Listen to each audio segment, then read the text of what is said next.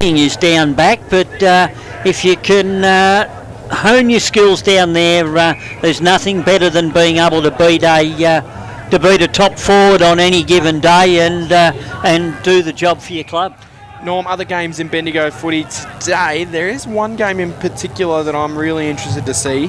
Eagle Hawk taking on Golden Square. Golden Square, that game is at Canterbury Park. It's the second time they've played Eagle Hawk at Canterbury Park this year, because the first time they played them it had to be reversed because Golden Square ground was inactive. So they played Eagle Hawk in a home game at Eagle Hawk that day, and now they play them at Canterbury Park in an away game. But it's a must-win for them if there are any chance of salvaging their season. And Eagle Hawk, it's a must-win for them to do, because if they lose today, they'll find themselves out of the 5.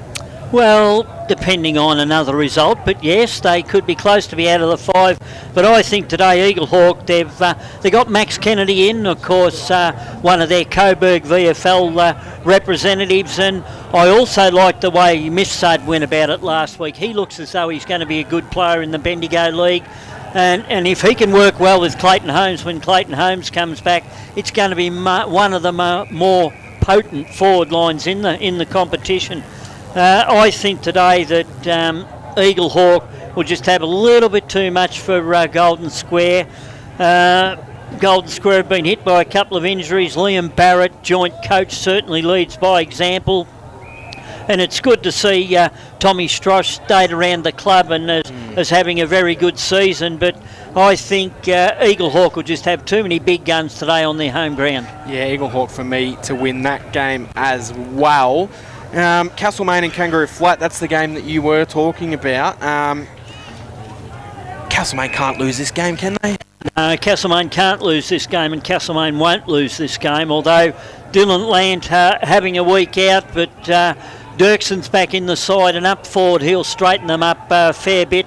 And I also believe that today Hartley's got to play forward. I know he's been playing back in recent weeks, but I think today he's got to play forward. He's got to be the target, and let's see him kick another bag, a double bag, get a dozen. I want to put a bit of a heat, I guess you could say, on Dirkson.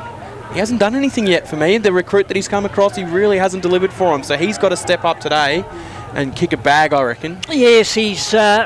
when we've seen him early in the year, he gets his hands to the football. He just hasn't been able to hold on to it. I think that might be a fact. There's just a little bit more pressure in the Bendigo League than what he's been playing in as second 11 football up in the territory. It'll come to him.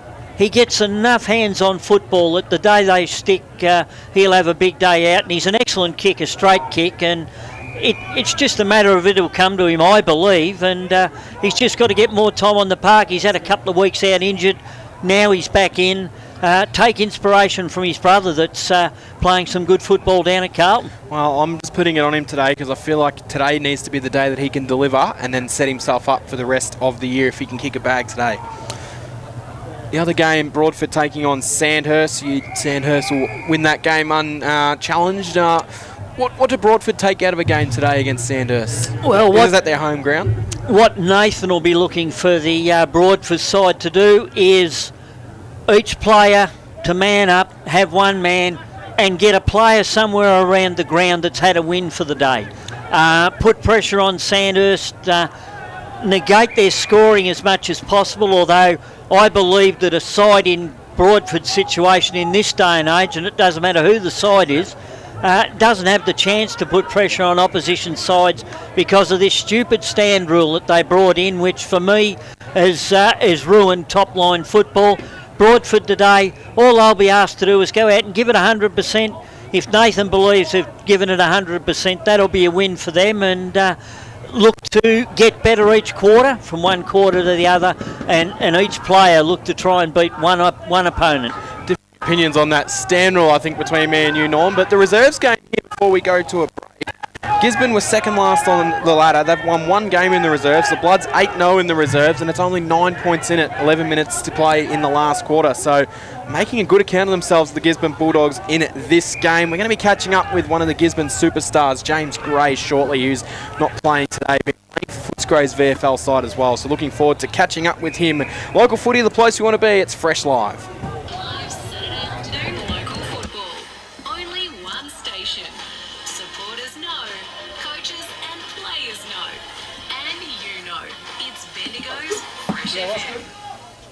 Discover everything you need. Yeah, it's Fresh and I knew sports Ryan. and rural and outdoors I've known Castle Ryan Mate. since he They left. stock a huge range of outdoor power equipment. Hey? Whether you're Oh, I farming hate to stand brands, real front. prospecting For and low mineral sides, detecting Cam, supplies, water if you're going to tanks, stand on the pumps, mark produce, and the solar top panels, side you can drill a football, so much more. can just kick it anywhere and you can't move.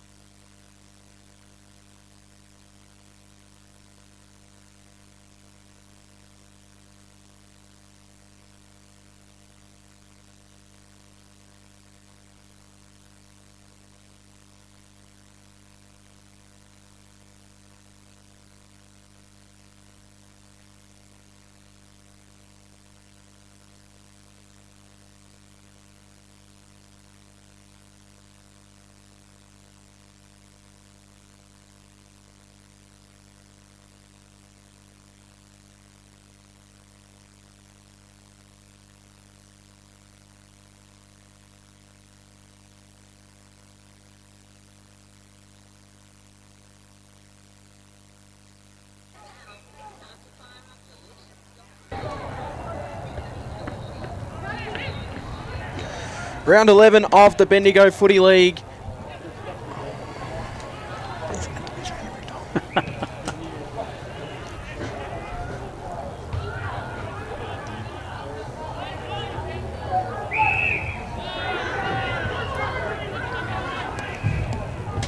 Round 11 of the Bendigo Footy League, and it is Radio Live 101.5 FM in Bendigo, across Central Victoria, online in your Community Radio Plus and TuneIn free radio apps. Round 11, and we are watching Gisborne and South Bendigo from Gisborne's Gardiner Reserve. Other games in Bendigo Footy include Sandhurst taking on Broadford, Eaglehawk and Golden Square, and Castlemaine and Kangaroo Flat. In the reserves contest, it's the Bloods leading by 10 points as we're late into the final contest here, final quarter. It's been a good game considering it's second last versus top, so the Dogs have certainly held themselves to a good account in the reserves contest. We're going to roll straight to our next guest because it's one of the superstars of the competition, interleague player, VFL listed player, and one of the better players in Bendigo League. It's James Gray. Good afternoon to you. Thanks for having me. Thanks for joining us up here. Unfortunately, shoulder injury playing VFL footy last week, so bit of a bummer. Yeah, it sucks a bit, but yeah, hopefully I'm back this year and hopefully we have a good deep run for finals. How bad do we extent of that injury? So I've done a bit of damage to the labrum and chipped a couple of bones and fractured some other bones, but I'll need surgery at some point, but hopefully it can be done in the off-season and I can play it the rest of the year. So your plan is to really delay that surgery and hopefully push through for the remainder of the year? So Yeah, so I'm into rehab now, but I'm still running and stuff like that, so I went in for rehab this morning and stuff like that, so how will that affect the run in the VFL? Do you just kind of put yourself back into focusing on Gisborne now for the rest of the year with that, or? Yeah, probably just try and focus on Gisborne now. Like, if I get another VFL game, it is what it is. Like, it'd be good. But just hopefully getting back into footy and just enjoying it. James, we watched you in the under-18s in the Interleague a couple of years ago and, of course, the seniors this year. Tell us about the experience playing with those type of players and in that game particular this year. Yeah, it was good last year playing with, because I don't play juniors with a lot of the boys from up there, so it was good to meet some of the boys that are my age that are playing Bendigo football, and then this year as well it's good to meet some of the older boys that I've played a bit of footy against now, and yeah, get to know them a bit more personal rather than punching on with them every other week. So Fair enough. Now I've got 3 questions for you, 1-word answers. I gave this to Ryan, so I'll go to you and see how you go with them. I'll change this one. Who at Gisborne, apart from yourself, is your favourite player that you play with? if I want to play with, it'd probably have to be Dill Johnson. Dylan Johnson. He always keeps it entertaining. Who this year is the best side you've played against in the Bendigo Footy League? I'd say Sandhurst or Strath.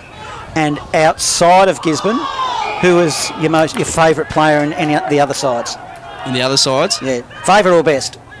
Nah, I don't like any of them. Don't like any of them? No. That's a good answer. If you have to answer, who you're going to say? If you had somebody to come to Gisborne, who would it be from another team? Yeah, I'm pretty good mates with Ferg, so yeah.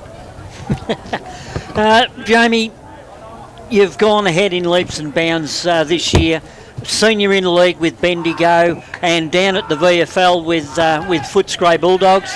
Was it easier going down to the VFL knowing that Dylan was down there and you were both at the same club? Did that make it a bit easier for you going down? Yeah, it was certainly easier at the start, especially in off-season, like when you don't know anyone. So it was nice to have a familiar face that we could kind of work off each other as well. And obviously Matty Merritt was down there as well. Obviously he's in Europe now, but it was good to have the 3 of us boys down there and share the driving a bit as well. And also around the club, plenty of youth coming through, plenty of young kids. I look at young Will Elliott. He's starting to get a few senior matches and play consistent senior footy. How have you seen his progression? Oh, it's been really good, especially since like last year as well. I think he came in, he started a couple of hip injuries, but so I don't think everyone saw what he can really bring. But I think this year as well, he's really starting to show and what he can really do. And yeah, no, he's been super impressive. Love Wilbur. And with Bradley Benaki, plenty of VFL experience, plenty of Major League experience. What can you take out of Brad's game which has helped your game here at Gisborne over the last couple of years? I think just his stoppage work, he's kind of always hitting it on the fly. Doesn't really like to sit still, and he's always just seems to find the way to get the football. And I think one thing that he's really improved at this year is kind of just not saying that he wasn't ever selfless, but I think he's taken away and to open up other boys as well. So if he's getting tagged, it's Dills or me that are trying to be the hit twos or something like that. So yeah, I think the whole midfield's grown a heap like that as well. What's the standard of football? Tell me about, for instance, if Gisborne play Sandhurst, what's that standard compared to one of the games you've played in the VFL? Is there much of a difference? I was talking to a couple of other boys about this, but I think local's a bit more physical. So I feel like they hit a bit harder at local. But I find VFL's, just a bit quicker. I think a few of the boys are a bit quicker when the space opens up and they take the space. But yeah, I find local a bit more physical. What do you enjoy about playing in the VFL compared to playing in Bendigo League? And is there a negative as well, which is the second part of that question? Positive for me would probably have to be just getting experience to better grounds, better opposition sometimes, and just like meeting new people, making new teammates and all that stuff. And I'd probably say a negative is that I don't get to play with my mates, like my close mates as much, but and probably have a bit of a different role where compared to VFL. But yeah, no, they both got their pros and cons. On today's game, James, looking at your side, Braden Blake obviously a huge out for this game. With South's probably ruck combination that they have there in Crisp especially, how do you guys negate that? Because that's obviously an advantage that South Bendigo does have. Yeah, I think for us it's more just about looking to, if they've got such tall balls, I think big thing for us is just controlling the ball. If we can have better possession than them, I don't see why it makes any difference to if they've got the tall boys or not. Now, Coach Robbie Waters done an excellent job down here with the players he's had with injuries. How do you see Rob as a coach, and in what attributes has he got that keeps bringing these young players forward? I think one of the best attributes about Muddy is you want to play for him. I think he gets involved in everything. He makes you feel so special as well. So you really want to play for him. You never want to let him down. So I think that's why everyone has so much respect for him, and everyone in the team just loves him. And the other one out there, the captain, Vescovi, everybody must want to play for him too, because we've watched him a lot of times over the last few years, and he puts his body first ahead of anything else, which means he's putting the club first. Yeah, Brick's unreal. I think the last few years has been really great to see him grow. Like, he was always a good leader, but I think he's grown even more out of his shell, and just the public speaking as well. He's just gotten really good at it. I think Reeps has helped a lot with that as well. So, and you can't not want to play for a bloke that puts his body on the line and is the last man in defence every time. So, yeah, I got a lot of respect and love for Brick. I asked Ryan Burke before about their two guys debuting in Alonzo Revere and Jack Long. Now, they've been Gisborne juniors all the way through. So have you played much junior footy with them? I understand you started at Woodend before you transitioned across to Gisborne. So what do you know about them, and how much have you played with them? So I played with Longy and Lons in under 17s, and they've come one of my best mates. So, and they're both, those two are probably chalk and cheese apart. Like, they're very close, and they'll both give you similar aspects. I think Lonzo's very quick and very strong body, and Longy's just a competitor. Like, it will give you 110% every time, and I think they'll buy in really well to this, what we're trying to build. Lockie Evans as well seems to have stepped up a lot this year and taking on a lot more responsibility through the middle, especially when you and Dylan aren't there. He's stepping up. Yeah, a lot of respect for Lockie. I love his game. He's probably one of the best readers of the ball I've ever played with, and had a lot of experience playing with him, which has been one of my best parts of my footy. What is the key for Gisborne to win the game today against South Bendigo, in your opinion? I think just taking our opportunities when we get it. I think there's been too many times where we're not taking our opportunities when we get them, just in front of goal and stuff like that. And I think not letting it out of our forward half so quickly either, and just possession ball, I think. You must be spewing not to be out there, especially on such a nice day out in Gisborne today. But what does it look like for you? Do you just sit back and watch, or do you help out on the bench at all? Or what does it look like for you today? I'll try help out on the bench. I don't get involved too much, because otherwise I get more shattered and about not playing. But help out if money needs me on stats, or if you need to be on board. I'm happy to help out with anything, and then just try and be the best team I can and get around the boys. And it's about we, not me. So. James, thank you very much for joining us here on Pre-Game. Hopefully we'll see you back out there soon, and you can push towards a finals campaign with Gisborne this year. Thanks for having me. That was James Gray of the Gisborne Bulldogs, a terrific young player, Norman. They're a much better side when they've got him firing through that side. Well, they are a much better side, and it was what pleased me this year was the game he put in for the Interleague, and he since then he was back here with Gisborne, and we saw him last up down here against Sandhurst play a good game, and it's just disappointing that you see players like that out because of injury, but unfortunately injury is part of the game.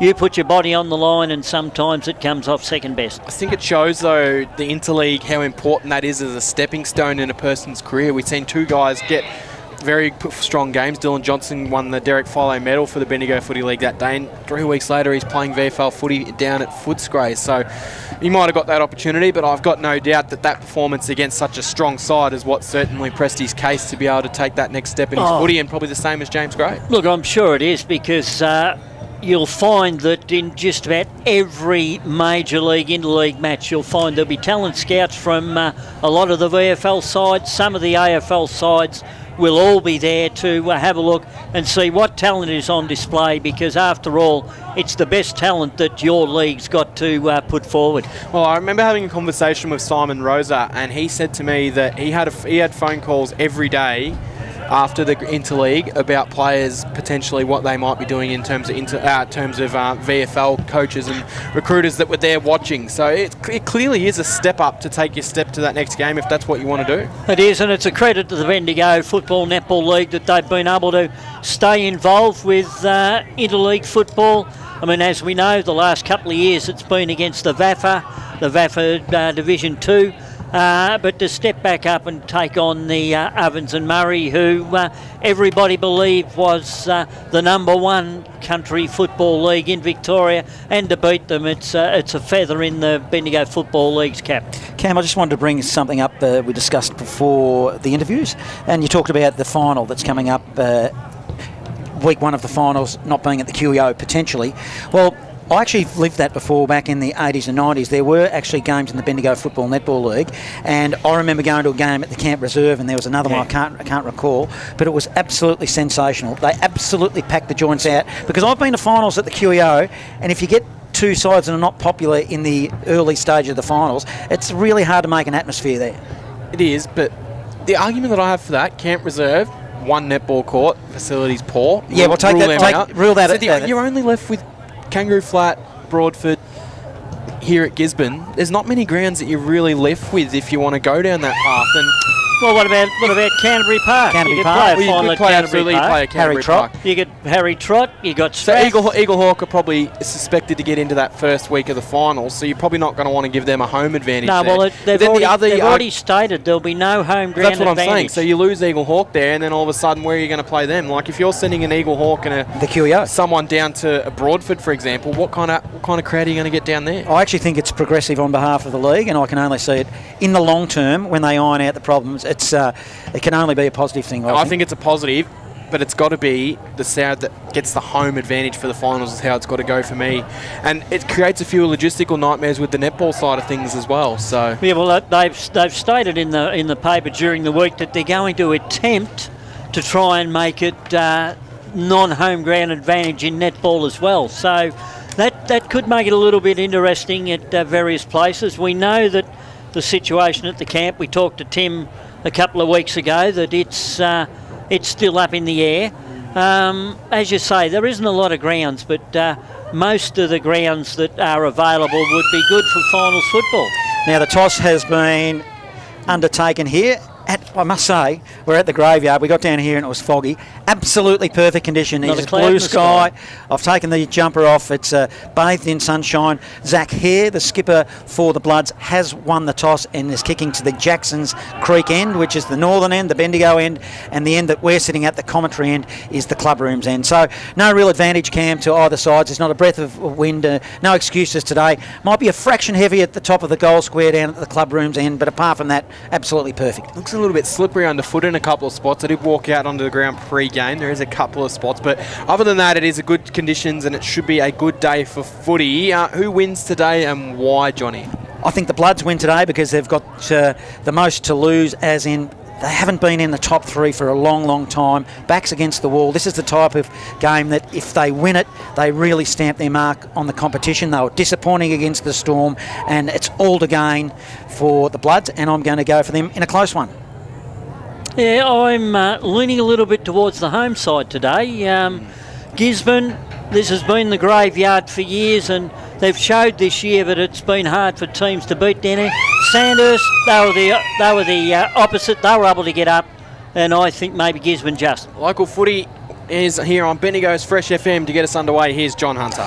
Up they go in the ruck, and it was a dead heat. We have a secondary ball up. In fact, there might be a free kick. No, umpire Carter. We seem to follow umpire Carter around. Throws it in the air. Crisp wins the tap for the Bloods. A whistle on play. Not sure what it Reigning was umpire for. of the year, Carter as well, so he gets the big games. Dylan Johnson for the Bulldogs will dish off by hand. They'll come forward, shallow, up they'll go, and guess who? McKenna playing up forward this afternoon. Pretty much uncontested in that mark, and he's close enough to hit the big sticks there, Norm. Yes, he had the run on that pack, and he just timed it nicely, and he was at the height of his extension as the ball came in and gave nobody else a chance. It'll be a fast start here for Paddy McKenna and the Bulldogs. They were disappointing last time we were here from their perspective. Sandhurst got up in the dying minutes. Let's see what Paddy McKenna can do. slow and deliberate. An own goal kicker, Paddy McKenna, goalward, and kicks truly to put the first on the board. 1 goal straight, 6. The Bloods yet to score, and it's on in the middle. Keep your eye on that, Norm. Don Smallgoods is Don is good. Local of the footy, the place we want to be. It's Fresh Live. Yes, well, that goal came from the excellent work of Dylan Johnson in the centre. Great body work, put himself in position. South Bendigo player, he panicked a little bit, grabbed hold of him, threw him to the ground and gave him a free kick. And from there, Gisborne got an easy entry into their forward 50. What started that fracas, Norm? I didn't see it. It was just a little bit of running and pushing from players after a goal had been kicked. The bloke that kicked the ball forward, the Gisborne player, decided to run up to a South Bendigo player and say, how do you do? And there we go, it's on again inside the other end of the ground, so a free kick's been pulled at the other end of the 50, and I reckon it might be going the way of the Bloods. No, it's a Gisborne free kick. Gisborne free. Straight out of the middle, so they'll get it. It's a little wobbly kick inside forward 50 for them. Tracking after it will be Campbell Johns. He'll get the follow-up handball. Didn't quite set for him. Hare was onto his tackle. Knocked away for the Bloods. They're underneath the scoreboard here at Gardiner Reserve, and it goes out of bounds for a boundary throw. So a fiery start in this contest, and I didn't get to give my tip before either, Norm. I'm going for the Dogs with you as well. So 2-1. I've gone the Bloods this afternoon, but a fast start here by the Dogs. They've hit the scoreboard early. Crisp in the ruck, taps it to his feet for the Bloods. It's pinging around. Haddo emerges, dishes her off by hand to Fallon, the coach. He goes up the wing. It's a poor kick. Probably didn't look. Danahy marks. Intercept. This is Zach. He goes to half forward. He's got a player on. McKibben, if he can pick it up. In fact, it was Dylan Johnson. Handball to the back door. The old 1-2. That handball came from Hannon. Shallow inside forward 50, and they'll get another look through Brand Cazziano, who found space, and just a fraction tighter angle than the previous kick by McKenna. In fact, almost at the same spot. Line them up for the second, Norm. Yeah, young Adam Brand Cazziano, another one of their juniors coming through, and they've certainly got a big future ahead of them in years to come with the juniors they've been able to blood this year through injuries that they've received. Fast starting Dogs. They look on here this afternoon at the graveyard. In he comes. He goes goalwards and slams it in the post for a minor score. 1-1-7 to no score. It's Gisborne. They lead opening minutes. First term. Local footy, the place we want to be. Fresh Live. Fallon brings the short pass in quickly, and he hits the short pass to Harker in his defensive 50. Harker's kick went looking for Templeton. It just bounced at his ankles, and he was tackled straight away, so we'll get a ball up. Right on the 50-metre mark here, 10 in from the boundary. Right-hand side of the goals. Knocked towards the boundary line. Benaki tracks after it. Cleanly got the handball further forward. Now they'll snap one towards the top of the goal square. Dennehy's going to set himself for it. Come in from the side. Couldn't take the mark. It spills down. Picked up by the Dogs. It'll be a snap on goal. It's high. It's going to float through either for a behind or out of bounds on the full. I think it might have been the latter, out of bounds on the full right in front of us. The Bloods will bring the ball back into play. Gisborne leading it by 7 points. We're 4.5 minutes into the opening quarter. Short pass, it's effective. Hits the target, Langley. Langley now beyond 50. Up they'll go. Zimmerman tracks the footy, collects at ground level for the Bloods. On the right, puts it on the outside of the boot. Not sure if it was effective. Dennehy, quick handball. Got the numbers.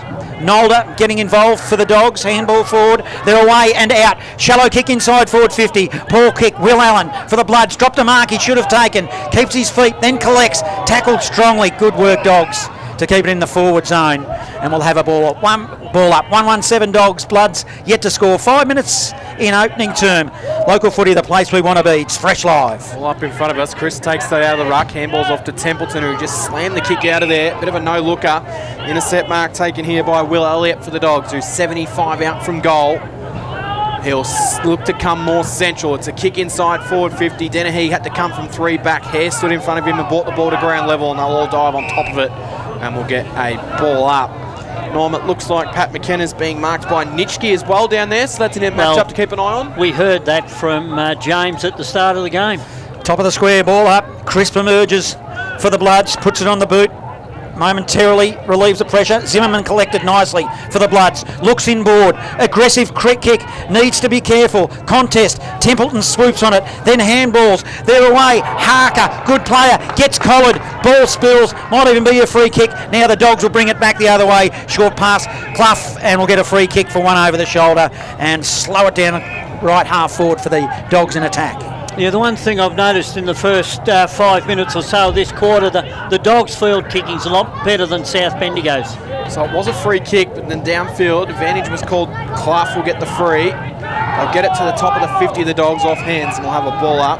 Templeton, the tackler for the Bloods, has been involved early. As is Thomas Werner for the Dogs. One down. Inside forward 50, might have come from Nolder. Bouncing ball inside forward 50, picked up for the Dogs. Handball missed its target, slammed out of there by Brody Haddo, who's got the long sleeves on again this afternoon. Kick bounced nicely for Smith Ralph, who had to handball backwards to a teammate who'll fire the kick further forward. That kick was James Davies. They're going to get a chance to go inside forward 50 here, the Bloods. It comes from Harvey. Harvey's kick inside deep. It's going to get to the back. Tracking after it was Sims, but it eluded him and it goes out of bounds for a boundary throw in. Hard up against the left-hand point post here at Gisborne's Gardiner Reserve at the Jacksons Creek end of the ground. They lead it by 7 points over the away team, South Bendigo. First time inside forward 50 for the Bloods. Bathed in sunshine here. We're at the graveyard. Hope you're enjoying the start of this game. Dogs have started off hot. Smith Ralph tried to grab the footy out of the air, and they're all looking at the umpire. I'm not sure they know who's got the free kick. It will be a Dogs free kick through Nolder. Now he goes, he'll spread it wide. Danahy's the target. That's Zach, takes a mark. He started off strongly. Zach goes for the handball forward, decided against it. Aggressive kick, will go corridor. They'll look to build off half back here. Gisborne. Short pass laterally, sharing it around. This is Clough. Clough short pass forward. Hits Jed Danahy on the chest. Geez, he's getting taller every time we see him. Jed Danahy, he looks like a beanpole.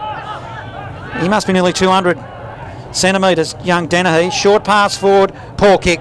Lets himself down. Intercept mark, Rusbridge for the Bloods. Well-read intercept mark by Rusbridge. Good set up defensively for the Bloods. Rusbridge's kick went straight into the man on the mark. That was poor. Taken away by Sullivan, who's then tackled by Rusbridge, and he's going to get a second go at it because he's won the holding the ball free kick. You don't see that very often, Norm. No, but it's good second effort there from a player that's made a mistake. And this time he takes the conservative option and chips down the line to Fallon. So Fallon marks in his defence for the Bloods. Got a few options central. That one of them is a nice aggressive kick to Haddo, which he hits. Haddo marks. Looks to swing around onto the right foot, does Haddo. Fooled everyone and gave the handball off to Fallon, who got on his bike and ran all the way. Gets it on his left, slams it inside forward 50 for Harvey to come in and take the grab. Terrific play, Jack Fallon. Some gut running, and it's going to be rewarded with a shot on goal for Brock Harvey, who will line him up 45 out, 10 in from the boundary at the Jacksons Creek end of the ground. Yes, and how many times do we see that from Jack Fallon? Takes the kick out from defence, runs through, gets a handball through the midfield and hits up a forward. So Harvey's wasting no time on his approach into goal for the Bloods' first score of the afternoon. It was an aggressive first 4 steps, then he slows his run up, he fires at goalwards, it swings across the face and through for a minor score. So the Bloods are on the board with one behind. Gisborne 1-1-7. We've played 9 minutes in the opening quarter here at Gisborne's Gardiner Reserve. Local footy, the place you want to be. It's Fresh Live. Yes, looks as though South Bendigo's now settled in their play and they're using the ball a bit better around the ground, and it's game on. Banaki for the kick in for Gisborne. Oh, it's a poor kick. You don't see a player make a mistake like that very often. He's kicked it straight to Harker of the Bloods, the opposition. You could see it, Norm, as soon as it came off the foot that was ineffective, and the ball's been passed on quickly to Smith Ralph, who'll line them up and just shorten the distance. Yes. Boy, oh boy. And Banaki could have put that in the air because he was looking for one of the tallest players on the ground in Jed Danahy, but just lowered his eyes a bit and lowered the kick as well. And as you say, straight to Harker. It was as though he picked him out. Well, he didn't flush it. I had the binos on him, and you could tell it come off his instep, and he threw his head back because he knew. Banaki, well, gee whiz. I'm sure he'll pay them back later on in the game, but it's Smith Ralph. Can he make the Dogs pay? He does. He liked it straight off the boot. So that evens it up. 1-1-7 apiece, 10 minutes into the opening term. Scores sponsor Parsons Towing in Castlemaine Local Footy, the place we want to be. It's Fresh Live. Yes, good work by South Bendigo there. The Harker were able to get the intercept mark, and then it was a lovely kick forward. Spotted up Ralph Smith, and back in the side, South Bendigo will be loving having him down there to help Brock Harvey, who's also back in after a few weeks out, and it gives them a more potent forward line than what they've had in the last couple of weeks. Now up in the middle. Try to knock it away, the Dogs. They fire out a handball out wide. Now they'll get a chance to come down the wing. It'll be sent inside forward 50. Leading up, Clough takes a terrific grab, 10 in from the boundary line. And that's a much better play from Brad Benaki. He made up for it with that lovely kick, which absolutely laced up Clough. So that'll get his confidence going a little bit more, Norm. Yeah, a little bit of spice out on the ground at present, Cam. Players from both sides happy to push and shove once a mark or a free kick's been given. Oh, I'm sure the Bloods would have been into him after that last kick in, and I think he might have just let him know that that was a much better one and what he's got to offer. So Clough comes in. This is their third shot from this left-hand forward pocket in this quarter. And that one's gone out of bounds on the full. So a disappointing result for Shane Clough, and the Bloods will get the free kick penalty to Jack Fallon right underneath our broadcast position here at Gisborne's Gardiner Reserve. Eaglehawk lead Golden Square out at famous Canterbury Park by a goal. 1 goal straight to nothing. And, well, they shared it around the back half, the Bloods, and eventually it goes out of bounds. It was Fallon that was the target, and it was errant kick in the back pocket. So here's a chance in the forward zone for the Dogs. Ball in right in front of us, broadcast position. Ball spins in the air, up they go in the ruck. Chris with a big punch from behind. Contest ground level, Benaki handball just comes off the side of his hand. It's 2 in a row that he hasn't quite nailed, 1 by foot, 1 by hand. Stoppage, they all dive in after the footy. Across half forward, just metres out from the boundary line. On the city wing, we'll have a ball in, too far out from score. The Dogs in attack. Looks like Alex Davies playing loose in defence there. Norm set up about 5 metres in front of Pat McKenna. Yes, he's been taking that position from the start of the game, but it's interesting that it's sometimes Fallon and other times Nitschke that's got the job on McKenna. Certainly looking to play it as Clough will get the clearance and snap it inside forward 50 in that direction there. No possession cleanly taken. Dogs will keep the handball alive. Short ball, trying to find a way through. Picked up by Haddo. Haddo's handball back into the traffic. Missed its target. Johns invited it for the Dogs. He was tackled straight away by young Ollie Turnbull. So Turnbull, let's call that a bit of a perm-looking haircut almost down there, Johnny. Oh, I write on me notes mop. Mop's not been it. Mop. Bit of a mop haircut for Turnbull. Tap down. Benaki gets it, snaps it towards the top of the goal square. Almost landed in McKenna, who was tracking back after it. Will Allen makes no excuses, slapping that one through for a minor score, which puts Gisborne back in front. They're 1 goal, 2-8 now. The Bloods 1-1-7. 13 minutes into the first quarter. Score sponsor Don Smallgoods. Yes, His Don is good. Intriguing contest at this part of the game. Both sides have now settled, and it's become a real arm wrestle. Fallon to kick in for the Bloods from fullback. Castlemaine by 7 points over Kangaroo Flat at the Camp Reserve. Fallon plays on from fullback. Long kick for the Bloods. Up to the wing it goes. They hit the pack. Sims with a punch that was okay, but it'll be the Dogs that mop up. Collected was Bran Cazziano for the Dogs around the neck. It was a bit of a overzealous tackle, I'd say, Norm. It was. He went in and ball up. He went in and didn't get low enough. Now, he short passed it aggressively. No, well, the umpire called ball up, and he's got up and tried to take it for a free kick, and the umpire's like, no, I didn't call the free kick, it's a ball up. Oh, right. Everyone else at the ground thought it was a free kick. I thought it was a free kick, But it doesn't matter. The umpire is always right. Now, jumped too high too early, Danahy, which allowed Crisp to grab the footy out of the ruck for the Bloods. He put it to the wing. Jed Danahy, handball forward. Tried to find his brother Zach and couldn't. It was a cruel bounce. Then they all dive in after the footy. Making hard work of it was Waterman for the Bloods, did well, and we'll have another stoppage across half forward. Dogs in attack. We will. Taken out of the ruck, couldn't quite get the clean possession to it though. Spills to ground level, and they all just convulge around this footy. Umpire crosses his arms eventually and says, I'll ball it up. We'll get another go at it. Dennehy in the ruck. Chris was able to get first hands to it, but Dennehy stole it. Got some boot to ball in the McKenna direction. Got 2 hands at it, couldn't take the mark. Tracks after it at ground level. Nitschke does well to win it towards the boundary line for a boundary throw in. Right in front of us, left-hand forward pocket. The social rooms end of the ground here at Gisborne's Gardiner Reserve. Feels like Gisborne have had all the territory in this game though, Norm. They've been inside 50 now 8 times to 4, yes. They had all the early, now they've got all the middle momentum. Need to get some reward on the scoreboard while they've got it. Benaki took it, shrugged off the Turnbull tackle, just handballed it out. on the second attempt. Ball spills out, handball in the direction of Geddes. He couldn't take it cleanly. Bloods handball it around. Eventually it spills to Turnbull, who's able just to kick it around his body and clear it out of there. Haddo got a bit of an awkward bounce, which allowed the Dogs back in. Handball was good. Found Dennehy. Into the middle of the ground he goes. Terrific kick. Now they've got a chance to steady. Found his brother Jed. Jed's kick is perfect. Out on a hard lead is Dominic Sullivan, and he marks it 35 out from goal. Slightly to the right, but a very good angle for a shot at goal. Yes, Dominic Sullivan, we saw him here against Sandhurst a couple of weeks ago, was their major goal kicker with 3 goals, and he then found himself down back the next week, but back up forward this week.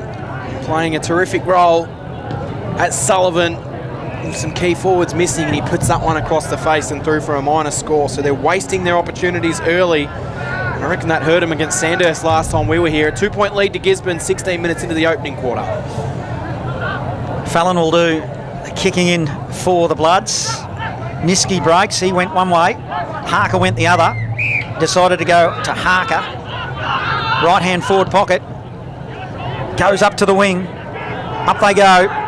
Running onto it for the Dogs with Brancaziano. Sends it back inside forward 50. No one home. Fallon is for the Bloods defensively. Decides to go to the scoreboard wing. Changes tact. 2-on-1. It's all with the Dogs. Werner, he swooped on the footy. Then handballed it to his teammate in Johns. Johns couldn't collect. Now it'll be on the end of a handball. Harker for the Bloods. He spreads it wide to the wing. In fact, to a half forward. Smith-Ralph picks it up, gives it by hand to Zimmerman, outside of the boots, goes goalward, bouncing footy, and it bounces through for a goal. Good build-up, great goal, Bloods. That takes them to 2-1-13, 1-3-9 Gisborne, 18 gone, opening term, score sponsor Jason Westcott Builder. Local footy, the place we want to be. It's Fresh Live. Yes, it's something that Gisborne are going to have to watch when South Bendigo get out and run that football. Their foot skills have improved since the first 5 minutes of this quarter, and Ralph Smith there, a lovely handball to Zimmerman, who a great snap. It bounced in the square, awfully close to hitting the post, but just snuck through. Yeah, I thought with the bounce it might have just, there was a little bit of a pause to see if it was actually going to go through, but a terrific finish in the end from Zimmerman. Back in the middle we go, one down. Haddo tracks after it for the Bloods, picked it up. He was tackled straight away by Clough, so he was forced to send it on the boot out wide in the direction of Langley. He couldn't take the mark, but he did well on the second attempt. Bloods turn it over. Clough's been busy. Handball off to a teammate running through. Johnson sold some candy on the handball. Gets into some space. Has a bounce. Kick inside forward 50. Had a little bit too much on it. No communication from the Bloods players inside forward defensive 50. Turnbull was able to fall on top of it almost and prevent anything getting out the back, and it'll be a stoppage inside forward 50 for the Dogs. Dogs doing most of the attacking. McKenna grabs it out of the ruck and gets one too high. I don't know, Norm. I reckon he might have bent his knees a little, but it doesn't matter. The umpire said too high, and he's going to line them up pretty much directly in front. He does, and we've seen a couple of them already in this game where the umpire's gone the other way and said, yes, the play did buckle, but this one said no. McKenna took the ball out of the ruck and then in the next process was tackled round the neck. Just to the naked eye, it was line ball, but it doesn't matter. Paddy McKenna directly in front. I'm going to write this one down. He won't miss. Commentators curse to the broadcast end. Club room's end, and kicks a goal. He won't let me down, and he won't let the Dogs down. That takes the Dogs to 2-3-15, 2-point margin to 2-1-13. Score sponsor Bendigo City Framers Local Footy, the place we want to be. It's Fresh Live. And that's McKenna's second for the day. He got the only 2 goals for the Dogs. He's looked lively up forward. He's got Nitschke on him at times and then Fallon on him at other times. But I've noticed that when it's come forward the last couple of times, Fallon's gone to Benaki, which has made a mismatch for South Bendigo with Fallon the taller. We're back in the middle. Gisborne seem to be getting on top. Nolder's kick out wide. Should be an intercept mark for the Bloods. It's taken by Hare. So Hare's got it on the scoreboard side wing here at Gisborne's Gardiner Reserve. He's going to take his allotted 15 seconds before he sends a kick down the line. No mark taken. Smith-Ralph comes over the top to knock it towards the boundary line. Didn't quite get it over there though. Second effort good. Smith-Ralph handball inside forward 50. Tracking after it here for the Bloods will be English. He's proposed in a one-on-one contest with McGibbon. Hard up against the boundary line. They all fall on top of it. We'll get a ball up. Father Jackson Saunders is sending us scores from Midiamo today. Midiamo 2-1-13 leading Maccorner 1-3-9 in the Loddon Valley Footy League at quarter time.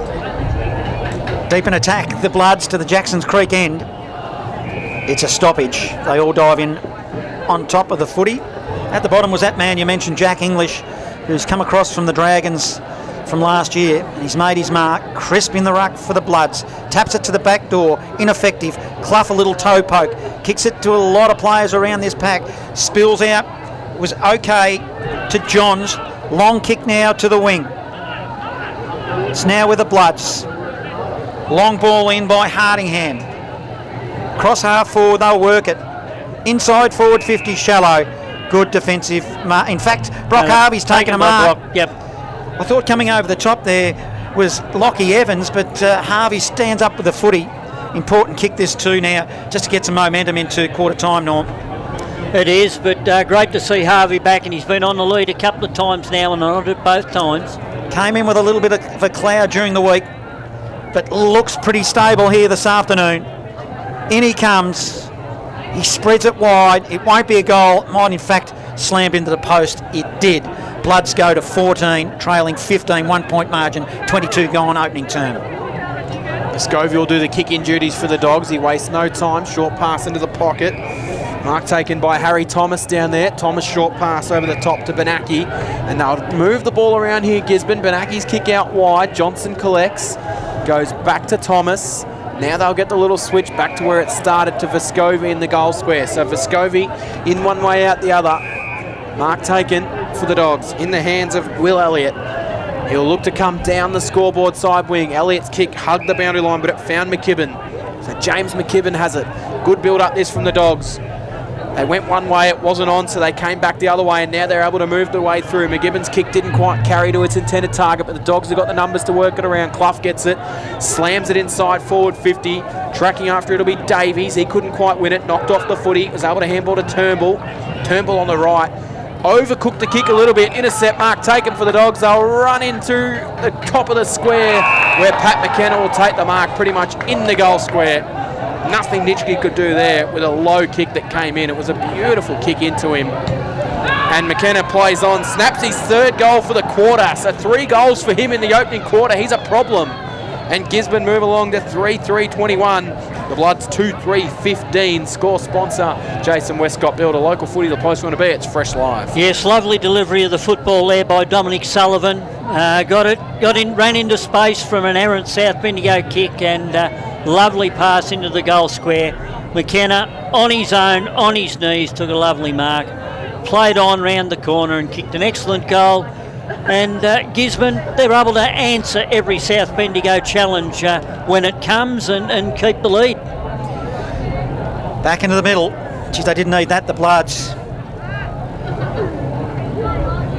Late start, I think, at Harcourt versus Mould. They've only just started the opening term. Does that sound right, Norm? Or, it's about 10 minutes late, yes. The ball was on at Harcourt this afternoon, so we hope they are not too late as the long ball goes in for the Bloods by Davies as opposed to Davis. Now it's at the top of the square. Bloods are in attack. Jackson's Creek end. And it will be a ball up stoppage. So only 10 metres out from goal. We've gone 24 minutes, so probably a little bit of time left for the Bloods to get one on the board. Clough, a fresh area for the Dogs. Ground level. We're going to get caught up here. We are. And it's going to be another ball up. Top of the square, 21 playing 14. Gisborne lead, 24 gone opening turn. Ball up.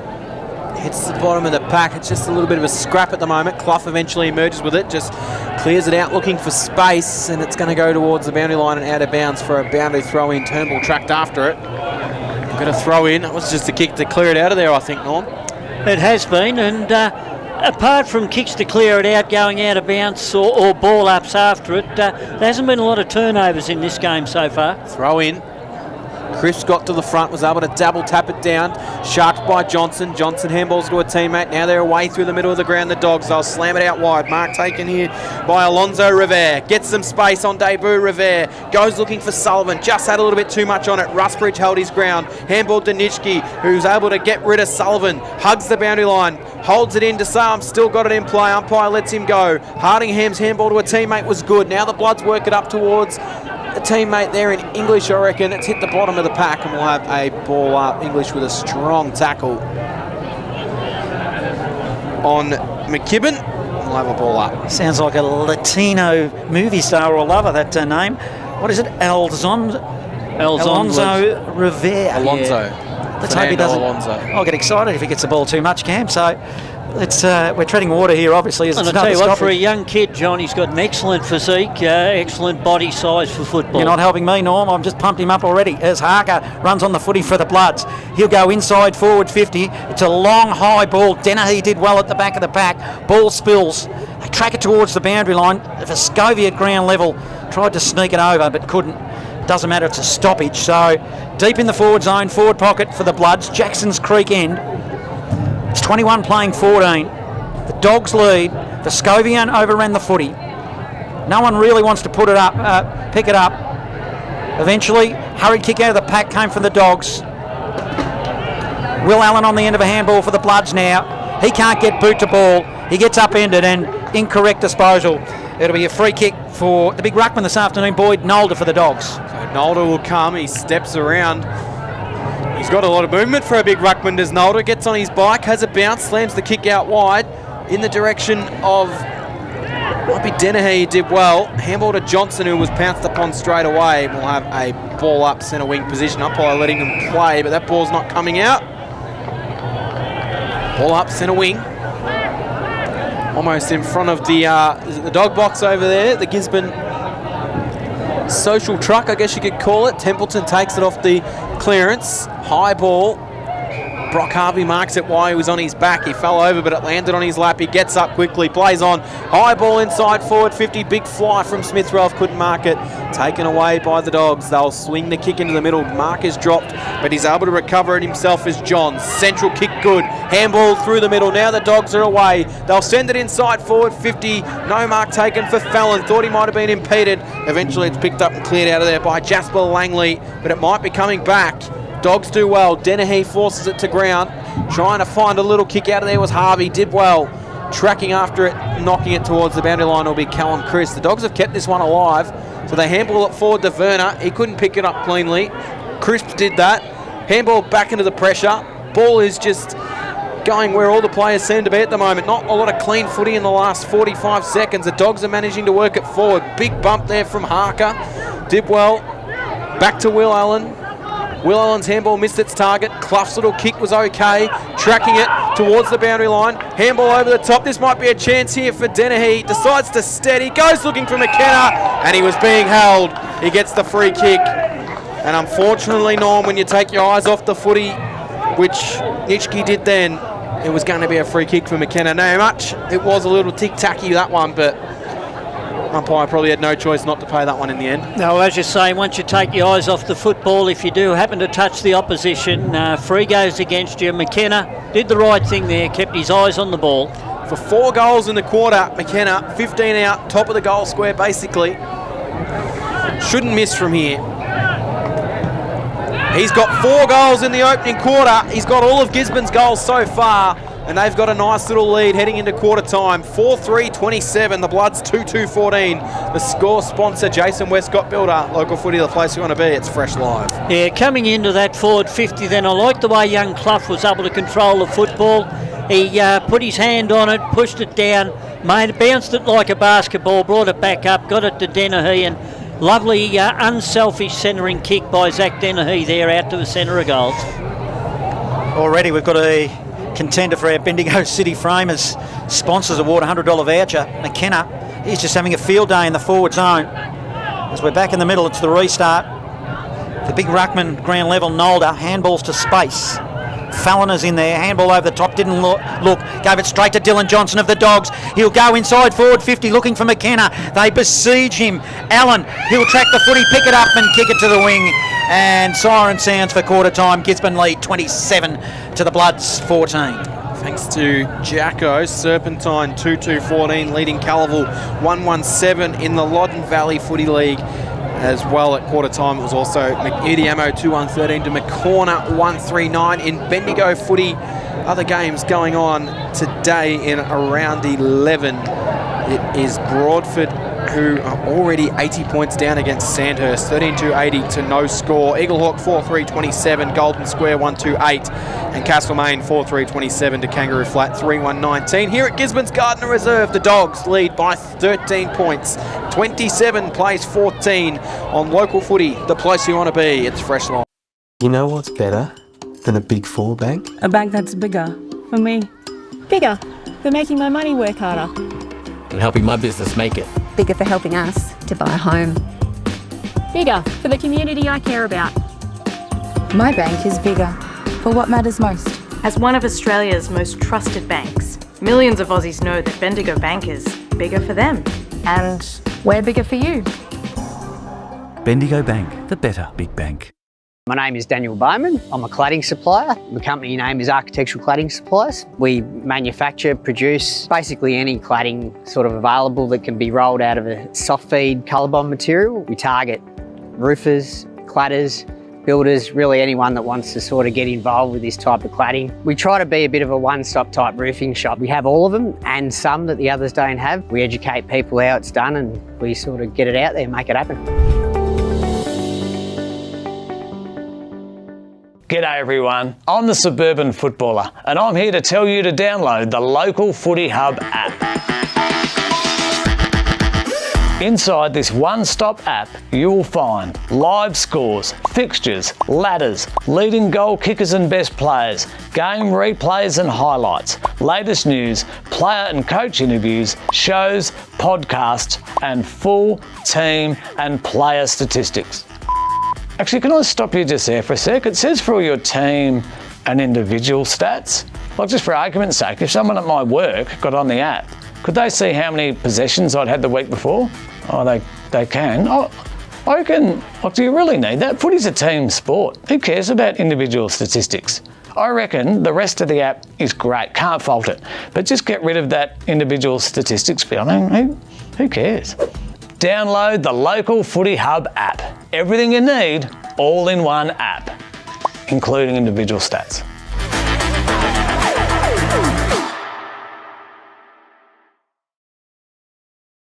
Are you looking to promote your business? This could be a great way to reach the local footy community.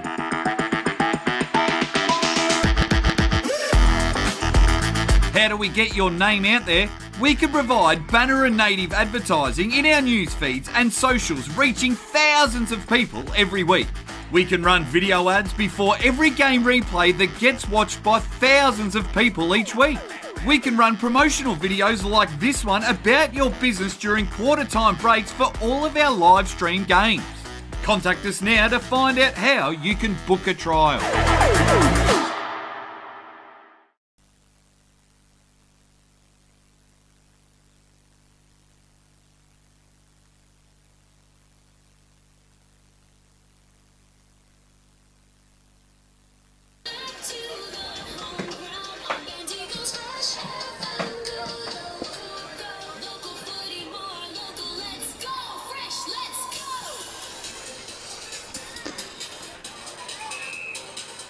Round 11, Fresh Live. We're here at the Graveyard down at Gisborne. We're an impressive Gisborne lead in this round 11 game in local footy, the place we want to be, Fresh Live. The Bendigo Football Netball League. The Dogs 4-3-27 lead South Bendigo 2-2-14. And Norm Jenkin, how'd you see that opening term? And you're better players for, I think you're doing the Dogs, aren't you? No, you're doing the Bloods. You're doing goal kickers. I knew I'd get one of them right, Norm, if I had a bit of a guess at it. Well, look, for the first quarter early on, it was all Gisborne. They had the first 5 forward 50 entries, but didn't make the most of it, only were able to kick 1 goal.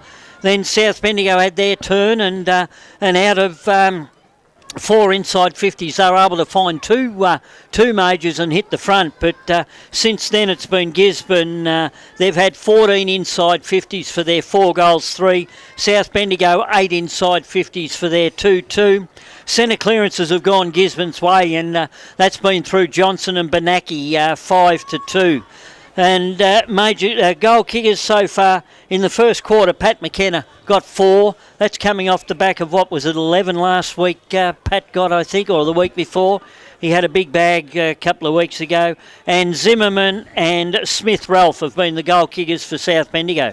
So in other games in Bendigo football, Just haven't got. I have in fact got an update for you from Eagle Hawk. It's Eagle Hawk 20-point margin over Golden Square at famous Canterbury Park, and at Dower Park, Castlemaine, they lead Kangaroo Flat 27-19, and here at the Graveyard, Gisborne 4-3-27 to South Bendigo 2-2-14. And you did mention a score they had coming through for Broadford and Sandhurst Campower. I haven't got it on my app, but it looks like a big margin that's dwelling there. And while you look at that, I'll give you the better players for South Bendigo, and you do know that some clubs struggle a little bit if you can't pick out the better players, but I thought Alexander Smith, Ralph and Cohen Harker and Will Allen probably were the best for the Bloods, but apart from that, they just need to lift with some consistency. Yeah, that score, Sandhurst 14-86 to Broadford, no score, still in the opening quarter, so tough day for the Broadford Kangaroos. For me, best player on the ground has been Pat McKenna. He's kicked 4 goals already. Boyd Nolder's playing well on the ruck. The Dennehy boys also playing well. I'm liking the game that Dylan Johnson's putting together as well. Let's get things underway in the second term of this round 11 game down at the Graveyard. It's Gisborne. They lead at quarter time 4-3-27 to the Bloods 2-2-14. Local footy, the place we want to be. It's fresh live. Here's Cameron Power. Back in the middle we go. The Bloods coming towards us at the score social rooms, and let's see if they can get something going in this second quarter. They win the first clearance. Zimmerman will be the first player to track out after it. Couldn't take it. Picked up for the Bloods. Handball into the middle. The contest came from English. Picked up by Benaki at the back. Handballed it. Tap forward for the Bloods.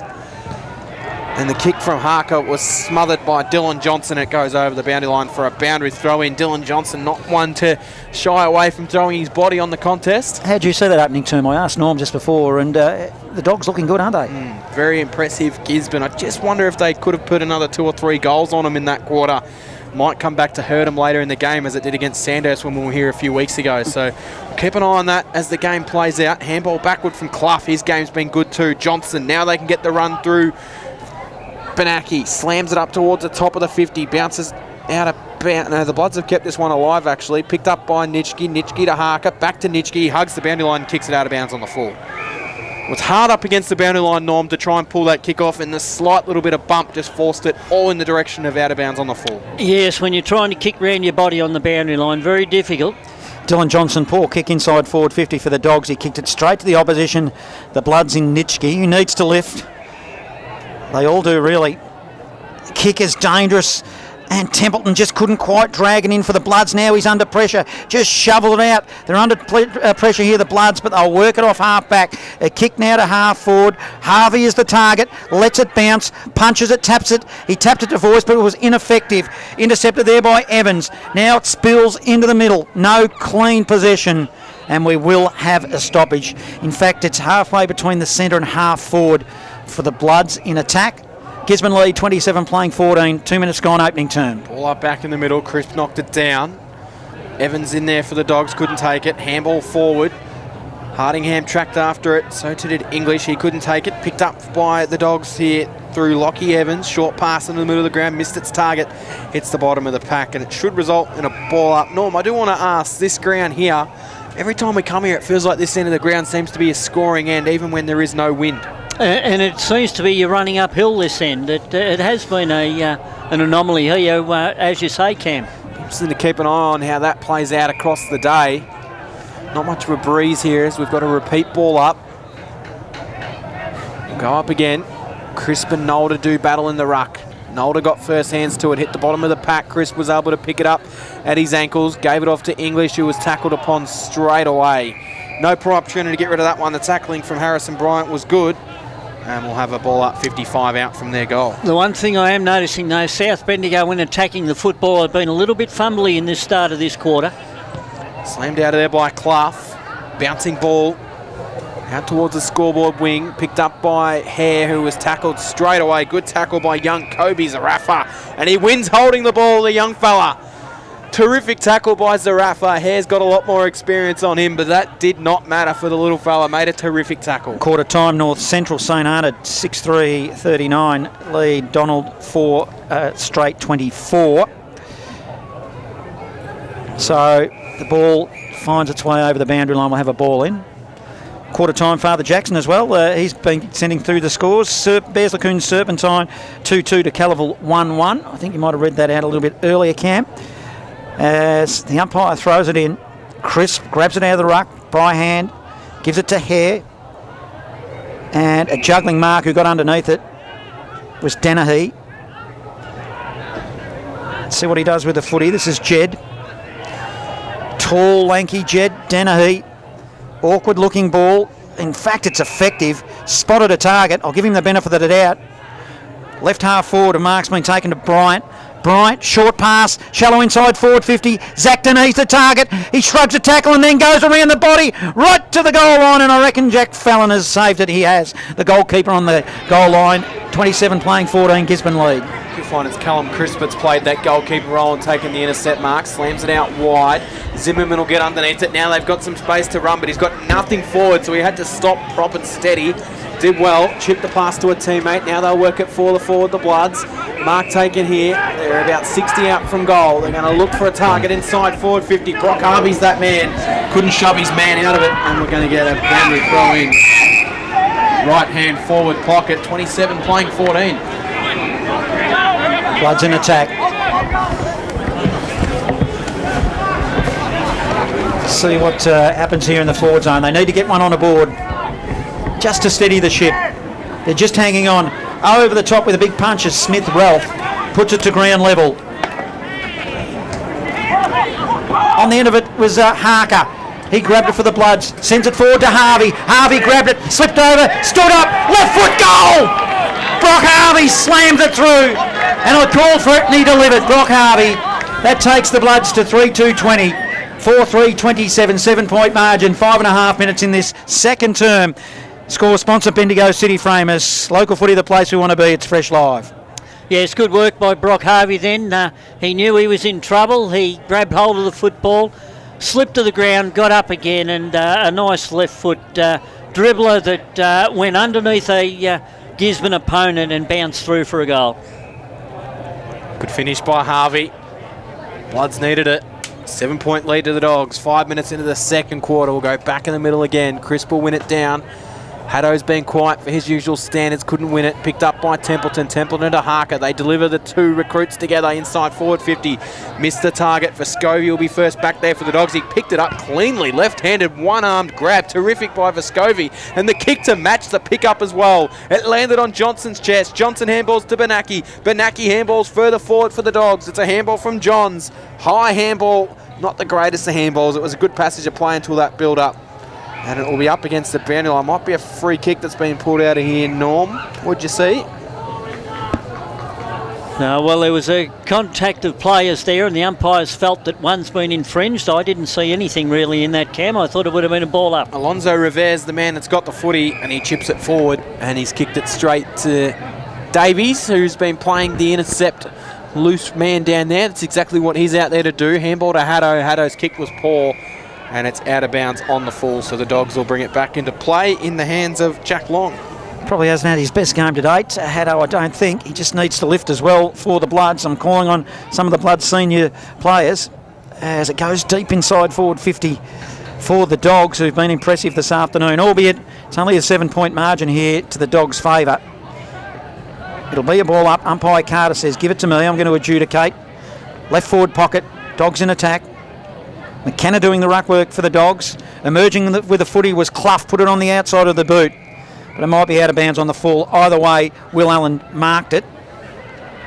He's just told to, it's an aggressive kick. It's okay. It's up, might be Jasper Langley deep in that zone for the Bloods. Short pass further into the back pocket. This might be Fallon, it is. Doesn't look anything like Crisp Camp. In fact, they do look alike, but Crisp is a lot taller. Over the top goes Sims by the Bloods. They go to half forward. Here's a build-up. Harvey will be the target. It's 1-on-1. Harvey's got prime position. Keeps his feet. Will track the footy towards the boundary line. He's got two on his hammer. Overran the footy. Vescovi did well with the body. Shapano did well. Handball to Vescovi. Hits Shapano. Shapano just taps it in the direction. Haddo picks it up now for the Bloods. Smith Ralph gets involved. He'll go around the body. We'll put it to a dangerous spot to the top of the goal square. The Dogs need to kill it and do for a minor score, which it takes to a 1-goal straight lead to Gisborne. 27 playing, 21, 9 minutes gone. Second term, local footy, the place we want to be. It's Fresh Live. Thomas will bring the kick in for the Dogs. He'll chip it out wide. Mark will be taken by Hannon. Hannon goes further forward. Dangerous kick. Player impeded though will receive a free kick. Zarafa held his ground. Gets the free. Plays on, handball to Hannon. He goes down the line for the Dogs. No mark taken. Spills to the back. Handball out wide for the Bloods. Fallon. Good kick. Mark taken in the middle of the wing. In the hands of Sims. It's Zach Sims who will slam it inside forward 50. Haddo gets a good look at it and marks it on his chest. 45 out directly in front of goal. Quarter time MCDFNL. Campbell's Creek 2-4-16. The Giants 5-1-31. 27-21 to tie the scores up here. Haddo 45 out directly in front. Social Rooms end of the ground. Goes goalwards and he's pulled it across the face and through for a minor score, so a disappointing result. Gisborne retain their lead of 5 points. Vescovi will do the kicking duties. Just needs to kick those. I called on Haddo to lift. He just had a perfect chance to even up the scores. Vescovi went to Shapano, back to Vescovi by hand. That was from the restart from fullback. Dogs working it nicely. This is Zarafa. Zarafa looks inboard, wants to go aggressive. He's got nothing on offer, then just spreads it wide further towards the boundary line. Hits up his target. Inboard, turnover now. Bloods will bring it back the other way. Haddo on the end of a handball. He's just inside forward 50. He looks to go central. Spots up a target, Smith Ralph, who found space and might just test his distance, but certainly every chance to take the lead here, Norm Jenkin. Yes, they are, and that was great work by number 1 Haddo, looking back into the centre of the ground, and Smith Ralph for being able to make it from one side of the ground into the centre to be able to take that mark. Probably the best for the Bloods in my book to date. Harcourt lead at the home of the Apple Leaders at quarter time. Harcourt 7-4-46 to Malden, 2 behind, so good start to the Apple Leaders. Let's see what Smith Ralph does. It won't be a goal.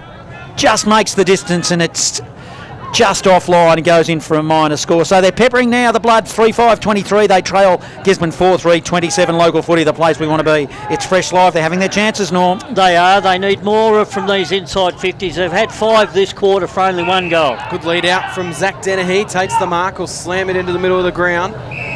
Mark taken or a free kick. Take your pick. It's going to go the way of the Dogs in the hands of Werner. So Thomas Werner. They go out wide. They've got plenty of numbers on the wing here in front of the Dog box. Back to Zach Dennehy they went. He goes more central with the kick, which sets up for a big fly. Might have been a little bit unrealistic, I think.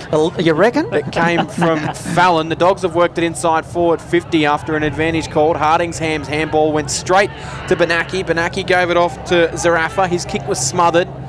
Working around. Now here's a chance for the Dogs.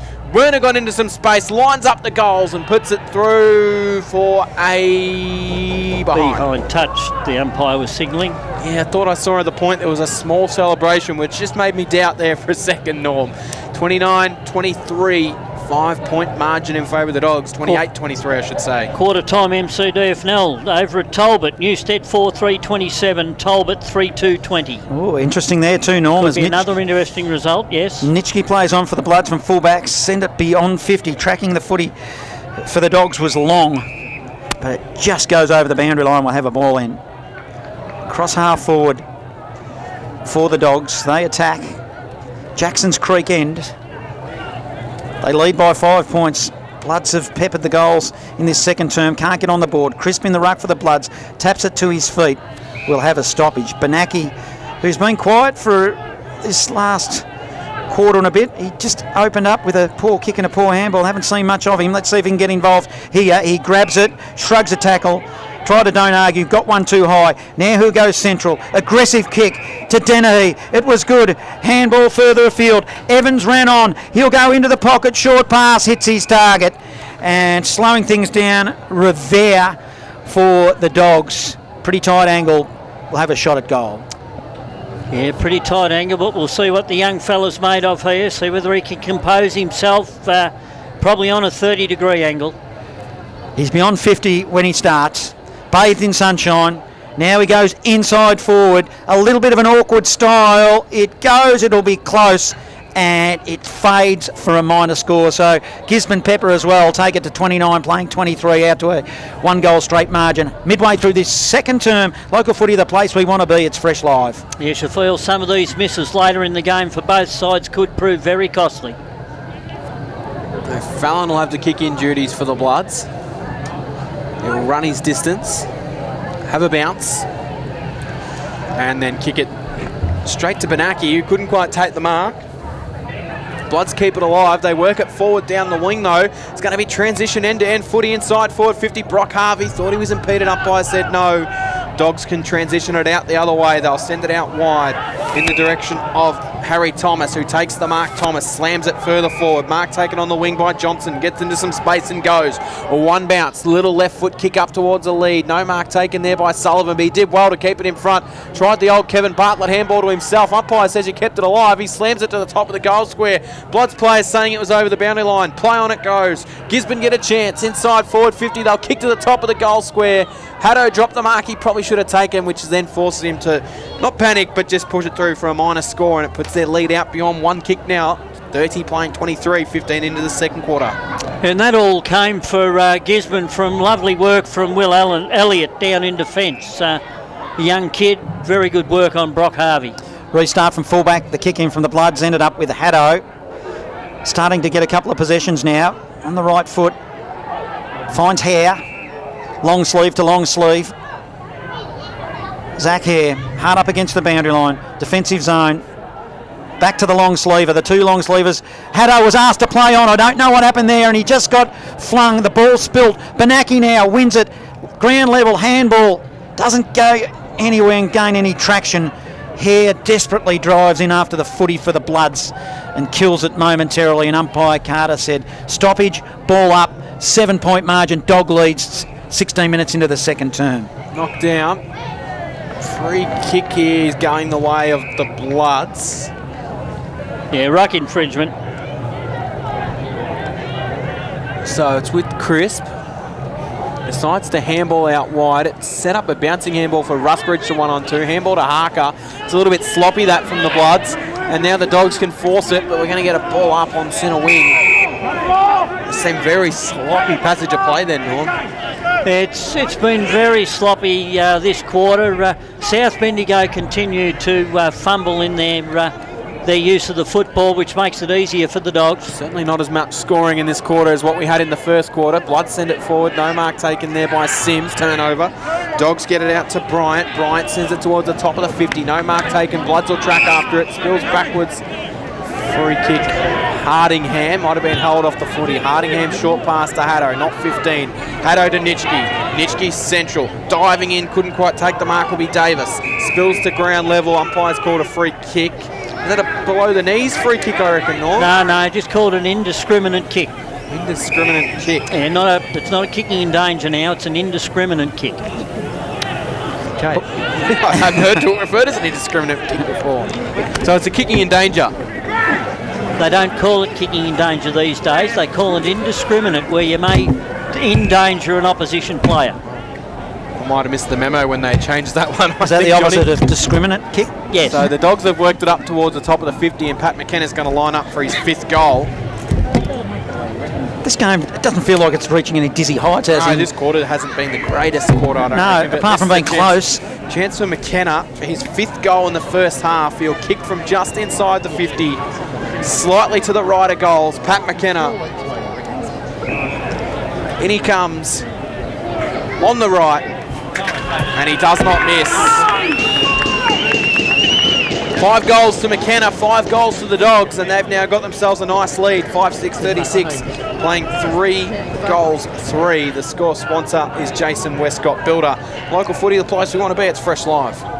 Yes, as you say, it hasn't reached great heights this quarter. South Bendigo's continued to fumble when they've got the ball, and and move forward. And Gisborne too haven't been as clean below their knees in this quarter as they were in the first.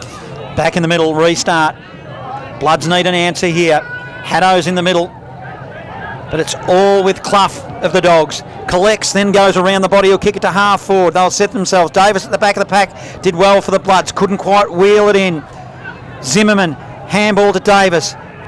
Hare will now go further afield and find Allen. Allen over the top. Here they come again through Harvey. Harvey short pass and hits up Smith Ralph, who's trying to make a target. In fact, it's Harvey now that's got the footy. I'm calling him all over the ground. This is Harvey, and goes into the pocket. And he'll look to open up the angle, you'd think. He'll do what they all do nowadays and go around the body. Let's see what he does. Brock Harvey twirls the footy between his hands. Around he goes. Long high ball, and he likes it. And he puts through his second of the quarter to tighten it up. It now goes to the Bloods. 4-5-29 to 5-6-36. Score sponsor Don Smallgoods is Don is good. Local footy, the place we want to be. It's Fresh Live. Yeah, good work by Brock Harvey then. He made space for starters for the kick. They chose Smith Ralph, the shorter option, and then that gave Harvey a chance to get loose in the pocket, and ball was chipped over the top too, and he made no mistake. Thought we had to get run over for a second there. 36 playing 29, 20 minutes into the second quarter. Harvey's kicked 2 goals in this quarter. Dogs handball Clough. Couldn't quite take it. He'll soccer it off the ground. Bouncing ball inside forward 50. Possession here for Alonzo Revere. Couldn't take it cleanly. Spills to ground. Handball from Will Allen was a no-look handball, but it was an effective handball to Templeton. Shrugs off the tackle. Gets on his right foot. Slams it up towards Smith Ralph. Stood his ground. Couldn't take the mark. Good mark coming from behind. Terrific for the Dogs there by Will Elliott. He gets onto his right foot, sends it out wide. Mark taken here by Dylan Johnson. He's been busy. Johnson handballs off to Thomas. Thomas' short pass was good. Now they can slow things down, the Gisborne Bulldogs. Mark here with Lucas Hannon. He's come into it a bit in this quarter. Hannon over the top. Clough's got it. Centre wing. Scoreboard side, netball side here at Gardiner Reserve. Central kick was good. Mark taken by Dennehy. This is Jed. Further forward. Good play this from the Dogs. Gave it to Zach. Jed to Zach. Zach to McKenna. And he'll line up for number 6. And without him, the Bloods would be miles in front in this game if you're going on the scoreboard. So a chance for McKenna. 10 in from the boundary. Left-hand side of the goals. So it'll be a tough kick from here. But if a player of Pat McKenna's quality who's having a day today, you almost say he's going to kick it. In he comes, 10 in from the boundary. For his 6, for the Dogs 6, it's low, it's steady, it's to the near side, it's a minor score. So they're now 5 goals, 6 the Dogs. South Bendigo 4-5-29, 21 minutes into the second quarter. Local footy, the place you want to be, it's Fresh Live. Fallon to kick in for the Bloods. It's been doing it all afternoon. Plays on from fullback. Sends a long high ball into the middle. They'll set themselves. It spills beyond the centre, but it's all with the Dogs through Elliott. Elliott around the corner, spots up Zarafa, takes a chest mark. Zarafa now, short pass forward, kicks it to a one-on-one contest. Fresh area out of the pack was Sullivan over soccer style. Would have been a shame if he hadn't kicked a goal. Wow. Would have went off as the Bloods will mop up across the back zone and kick it not very far to advantage. And it's now Dennehy. Dennehy looks in back in board. What's he got on play? Young Jed. He goes long. Top of the square. They'll set themselves. Bloods under pressure. Ground level. Clough runs onto it. Makes space and splits the middle. From nowhere. Puts it through. And it's a goal. 6-7-43. Playing 4-5-29.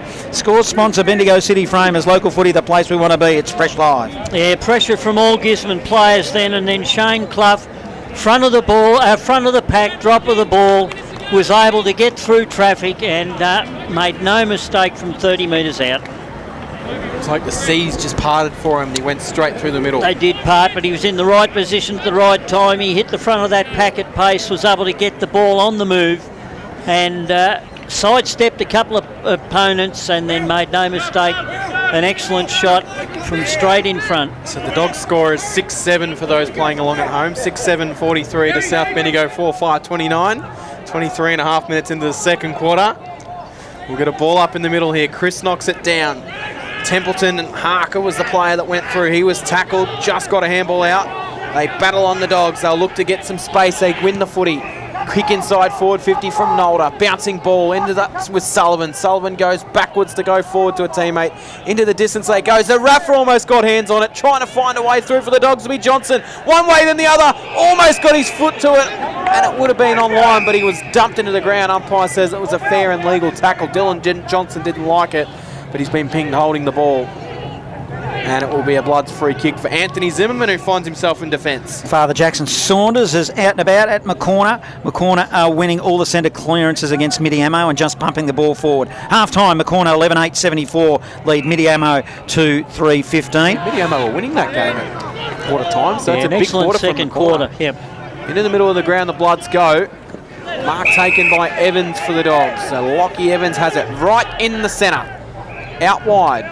Hard lead comes. No mark taken. Spills to ground. It's Dennehy that dives on it. And Will Owen dives on top of him. We've got a ball up 55, 60 metres out from goal.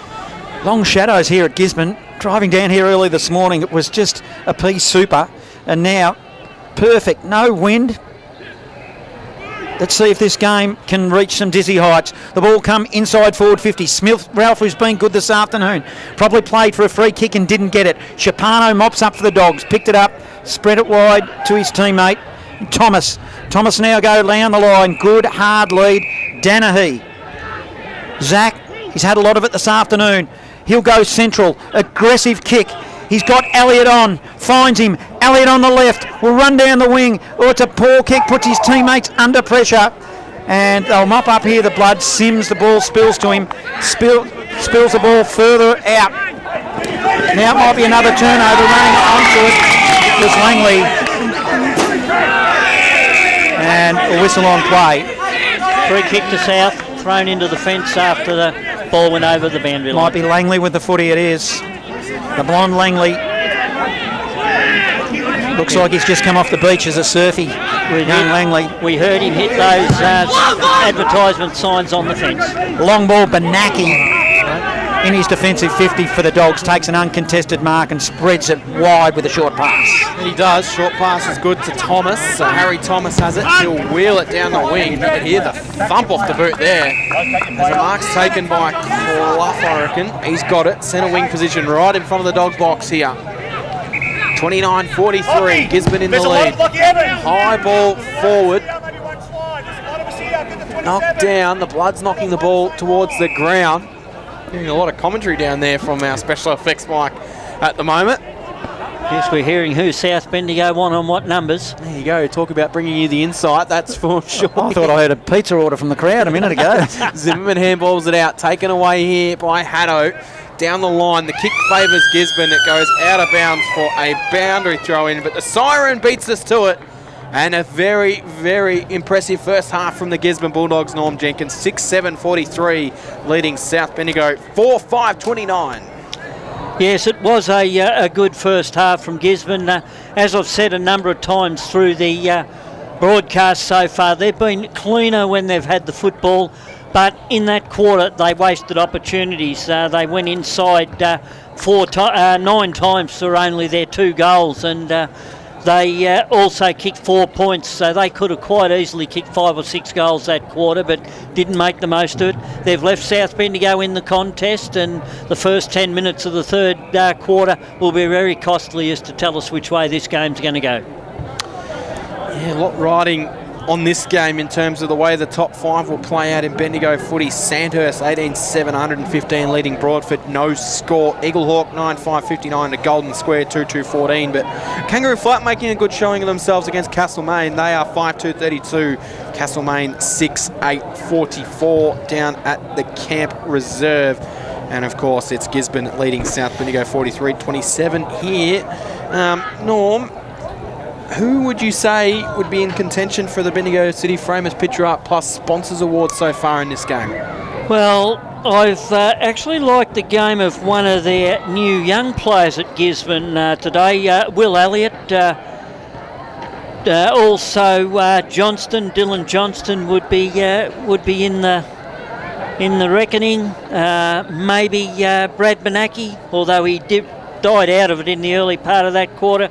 And of course, you can't go past Pat McKenna for his 5 goals. For South Bendigo, I've liked the way Smith Ralph's gone about it. Also, crisp in the ruck. To a certain degree, Harker, although he's been caught 2 or 3 times when he's got control of the football. And I think young Samuel Langley has also done reasonably well too. That is half-time in Bendigo footy, round 11. Plenty more to come from Gisborne's Gardiner Reserve. It's a good contest here on local footy, the place we want to be. It's Fresh Live.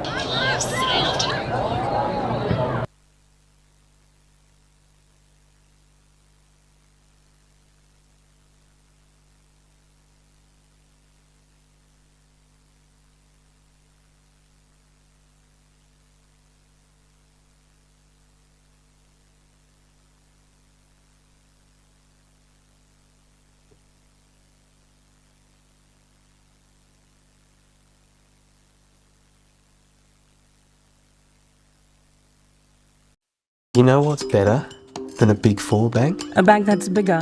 For me. Bigger. For making my money work harder. And helping my business make it. Bigger for helping us to buy a home. Bigger. For the community I care about. My bank is bigger for what matters most. As one of Australia's most trusted banks, millions of Aussies know that Bendigo Bank is bigger for them. And we're bigger for you. Bendigo Bank, the better big bank. My name is Daniel Bowman. I'm a cladding supplier. The company name is Architectural Cladding Supplies. We manufacture, produce basically any cladding sort of available that can be rolled out of a soft feed colour bond material. We target roofers, cladders, builders, really anyone that wants to sort of get involved with this type of cladding. We try to be a bit of a one-stop type roofing shop. We have all of them and some that the others don't have. We educate people how it's done and we sort of get it out there and make it happen. G'day everyone, I'm the Suburban Footballer and I'm here to tell you to download the Local Footy Hub app.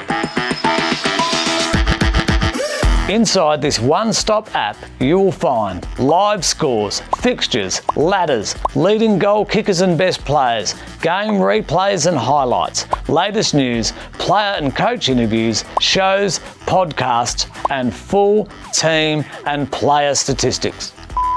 Actually, can I stop you just there for a sec? It says for all your team and individual stats. Like just for argument's sake, if someone at my work got on the app, could they see how many possessions I'd had the week before?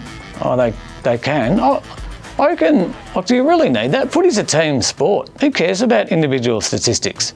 I reckon the rest of the app is great, can't fault it. But just get rid of that individual statistics bit. I mean, who cares?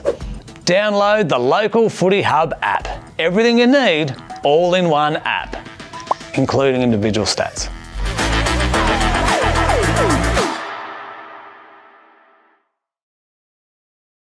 Are you looking to promote your business? This could be a great way to reach the local footy community.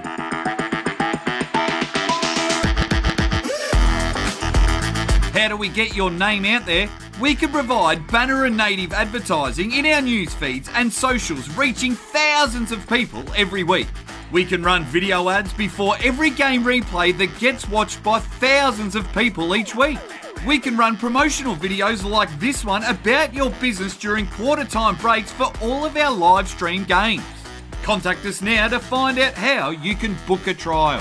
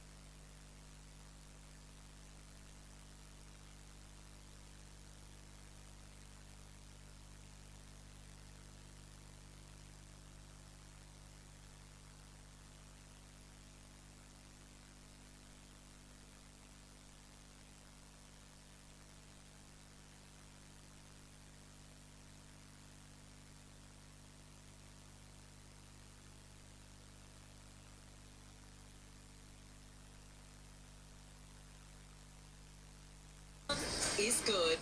It's the place we wanna be.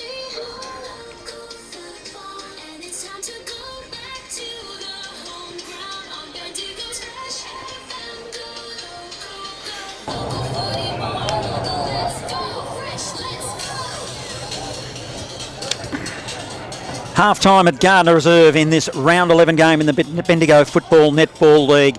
Gisborne are dominating just at the moment. They lead 6-7-43 against the Blood South Bendigo 4-5-29. John Hunter, Cameron Power, Norm Jenkin and Ray Pinner at this ground here today in perfect conditions where local footy is the place we want to be. It's fresh live. Let's go around the ground. It's half-time in North Central.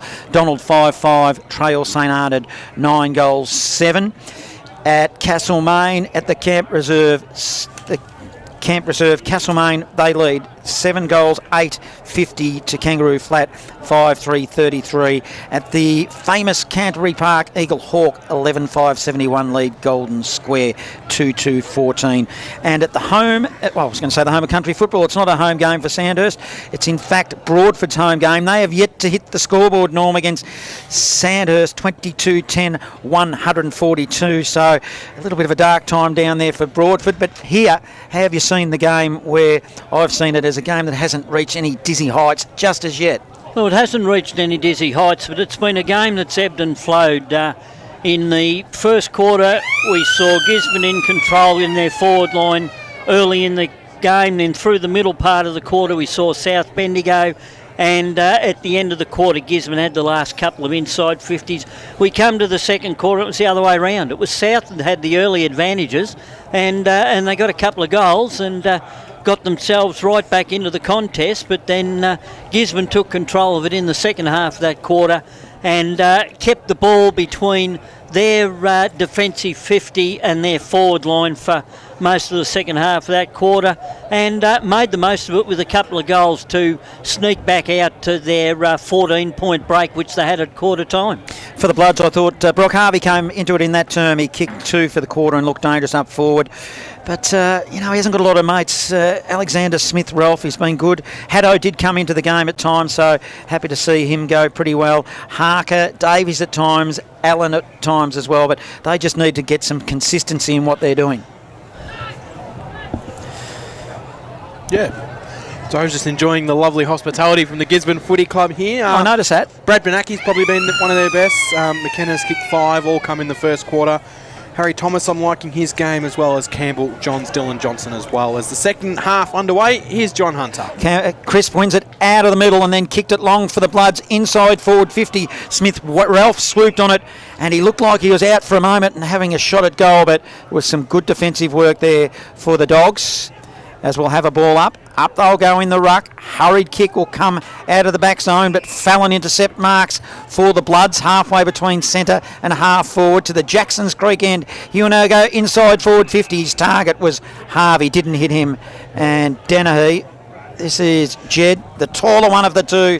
He'll just mop up here for the Dogs. Is he still on your school bus? No, he's beyond that. He's left school, so... There you go. Quarter time at Talbot, MCDFNL. Talbot 6-5-41, Newstead 6-4-40. I was going to say he'd nearly hit his head on the school bus now, wouldn't he? Oh, yeah, but his sister is a very good netballer, Abby. She certainly does. There you go. Yeah, you're right there. So Benaki has the ball in defence for the Dogs, swings the ball across the defence for Scovey to Thomas. Thomas swings it out wide. Taken away by the Dogs. Kicked down the line, didn't quite find Campbell Johns, and it's knocked out of bounds for a boundary throw in centre wing position. Scoreboard side, Johnny. Update from Father Jackson Saunders, Serpentine, Bears Lagoon Serpentine 5-6, lead Calival United 1-3. As we'll bring you further scores as they come to hand across central Victoria as the ball goes inside forward 50 for the Dogs. It's Sullivan that marks it on the chest. He's got a player on. He hits him in Brand Katzian, who took an uncontested chest mark And now we'll go back and have a shot at goal. Pretty tight angle. Some scores in the Heathcote Footy League. White Hills 2-4-16 to Colburn Abbon 8-2-50, and it is Heathcote 10-1-61 to Huntley 8-1-49. Perfect conditions. Brancaziano, he's got a lead on for Dennehy. Made him work. Ball spills to Allen of the Bloods. Oh, aggressive, dangerous kick. Not sure why he went there. He's just caused all sorts of problems and lucky to get away with it. Crisp was desperate to hold McKenna up, and it's caused a stoppage at the top of the square. Ball up, Crisp, put it down the throat of Davis. Davis will go long, but it's ineffective. Now they'll come back the other way, the Dogs. They've got momentum here, and a sliding mark. I'm not sure how it got through, but it did. And McKenna will line them up for his 6th goal, is it? He's had one in every quarter. In fact, he had 4 in the opening term and 1 in that second. Is that the way you see it, Cam? Yes, Norm? Yeah. And then he's lining up for his 6th goal of the day now, and this will be a great start for Gisborne and give them that 3-goal or 20-point buffer. Contender for the Sponsors Award from Bendigo City Framers. Let's see what he does. He puts it through, the crowd love it. And Gisborne extend the lead 7-7-49 to 4-5-29 the Bloods. Opening couple of minutes in this premiership quarter, the 3rd term score sponsor, Bendigo City Framers, which he is a candidate. Local footy, the place we want to be. It's Fresh Live. Yes, there was one problem there when Will Allen got the ball deep in the pocket there. He looked to go out the other way, and there was no South Bendigo player moving for him. So he tried to drop it in short, and unfortunately didn't quite make it. We had a ball up, and then from the ball up, McKenna, a lovely sliding mark. Back in the middle we go. Johnson picks it up, handball. Benaki couldn't take it. Picked up Templeton, throws it out wide, missed his target. Dogs can work their way through the centre. They'll slam a high ball inside forward 50. Dennehy comes in from behind, knocked away from him though by Davis. Davis is knocked out wide. Bloods can pick up the footy. Good tackling from the Dogs. Have it ball up inside forward 50. And thanks to Kev Lowry, who we usually find out at Huntley today, we've got him ears out watching Nullawall and Birchett Watcham. It is 6-4 Birchett Watcham to 8-2 for Calder United. Another good game building in the MCDFL half-time. Camels Creek 6-10-46. Maryborough Giants 7-7-49. Harcourt 12-7-79. Malden 3-3-21. Almost half-time there at the home of the Apple Eaters. As it's at ground level, Werner puts his head down for the Dogs and tried to make a path and couldn't. And we all get tied up again. Dogs in attack. 48 from goal. Up they'll go in the ruck. Crisp doing the ruck work this afternoon. He's got a lone hand this afternoon in the absence of Matt Cameron. Another stoppage. Haddo at ground level did well against Dylan Johnson. Another stoppage. Up they go in the ruck. Crisp taps it. Ball spills. No clear winner.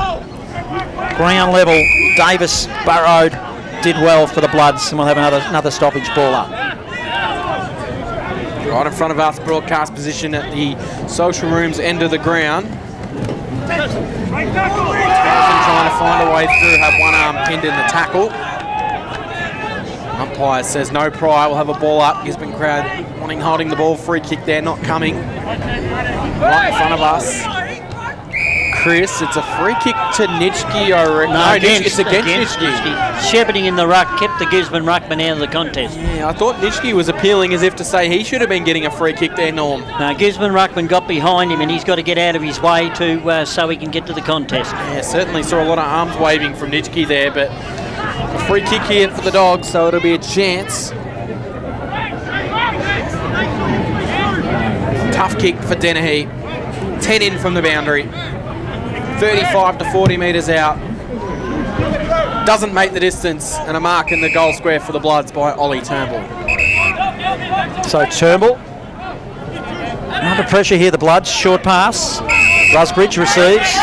Rusbridge. Short pass to the young lady that called for it about 3 rows deep in the crowd. Kicked it out of bounds on the full, so it'll be a free kick to Brancaziano of the Dogs. What was Rusbridge complaining about there now? He thought it was smothered. In fact, it just comes straight off the side of his boot. It is.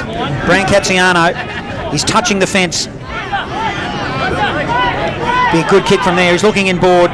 Now he decides to straighten up and go for it. It'll be goal of the year if he kicks it from there. Let's see what he does. Oh, he's kicked it! He kicked a goal! I'm going to call it goal of the year. He gives it to the crowd. Boy, oh boy, doesn't he love it? He's running to Castlemaine. Have a look at him. In fact, he's only going to the bench, but kicks a goal. Gee whiz, I don't know what to say of that.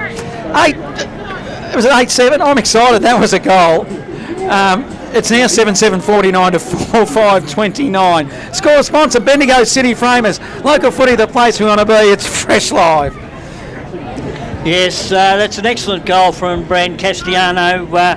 He took it on his own boot to put it through. We had two teammates. He could have centred it out into the centre, and he made the most of it. Dogs got all the running. They'll pump a ball inside forward 50. McKenna tracks after it, picks it up. McKenna's going to snap around his body. It goes goalwards. Hasn't got the purchase he was after, and it bounces out of bounds. It's probably a win, though, I reckon, for the Dogs to have that one go out of bounds and rather through for a behind, Norm. Yes, the Dogs have certainly got control of this game of football to start this second half. It's lived in their forward line. Well, the Dogs, they seem to have a lot of the momentum at the moment. But Naki V-line the footy, picked it up. He was tackled straight away, and he's going to get not pinned holding the ball. He was hoping for a high contact, but unfortunately he tried to go under the South player and just got nabbed high. Sometimes you see the umpire say, no, you tried to pull the free, I'm going to pin you for holding the ball. But he didn't do that, gave him the benefit out. This one's a high tackle, though. And it's a Gisborne free kick to Dylan Johnson. He went in low and he was caught high, 20 out directly in front of goal. Yes, the Gisborne boys want the football more than South to start this third quarter, and they're making the most of it. It's young enthusiasm around this side, which is keeping them poised and keeping their game on edge. So Johnson won't miss from there, and he doesn't. So the Dogs are marching away a little bit now. 8-7-55 the Dogs, 4-5-29 South Bendigo. Danger signs if you're a South Bendigo supporter, as we are getting close to the halfway mark of this third quarter. The score sponsor is Jason Westcott Building. I think you'll find that'll now be 9-7, Cam. I think the scoreboard wasn't quite there when you called it. What'd you think of the goal? Well, it was a straightforward goal from straight in front. As I said before it, Johnson, he put the hard work in. They want the football more, and they're getting the reward. So restart in the middle. You're right. The Bloods need to respond here, as we'll have a secondary stoppage. A sling tackle, yeah, it was, and pretty tough in the middle there with that central wicket. There's a brawl spread wide. It'll be a Dogs again doing all the running. This is where they seem to launch a lot. Off half-back, short pass to Danahy. He's been good. Handball. It'll come long inside forward 50. Whistle. Umpire Carter will call it. And upended. Who saw it? It was Cam. Actually the umpire in the central. As he kicked the ball inside, he was bumped afterwards. He went to ground. So downfield free kick. And there's a bit of a scuffle in the middle because of it. Clough, the man with the footy. 45-degree angle. The bump was definitely after the ball went. It was a lovely drop punt into the forward line, and it was to the Gisborne player's credit that he got rid of the ball before bump. Now it's Clough. In he comes, 45-degree angle, and kicks a goal. Boy, oh boy, the Dogs, they've just shown it. They extend the lead now. It'll go to Tevin. Is that a number? 10-7-67. 4-5-29 score sponsor.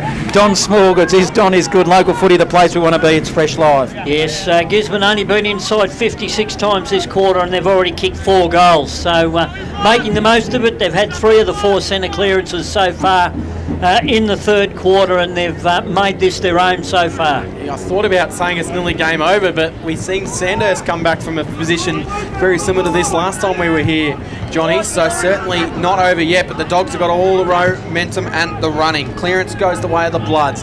Langley got the secondary kick up toward the top of the 50. Bouncing ball. They need something going here south. They'll hit the bottom of the pack. They'll all dive around it. And there's just a little bit of feeling in this game at the minute too. Yeah, there's been feeling there since the first bounce. Both sides have gone hard. There's been a bit of spice, but nothing over the top. A lot riding on this game as Gisborne players trying to get through the contest, was unable to do so. Had chance to dish off a handball and he's been done holding the ball. So it'll be a free kick. It's going to be taken by Langley at the top of the 50. Gisborne player pleads his case to the umpire. But it'll be Samuel Langley who will line him up 50 metres out. Almost directly in front, slightly to the right of goals, but boy oh boy do the Bloods need this one. In he comes. Against the run of play, it's a good looking kick. It fades late. Minus score. Chance begging 4-6, playing 10-7. A 37-point Gisborne lead 12 minutes into the third quarter.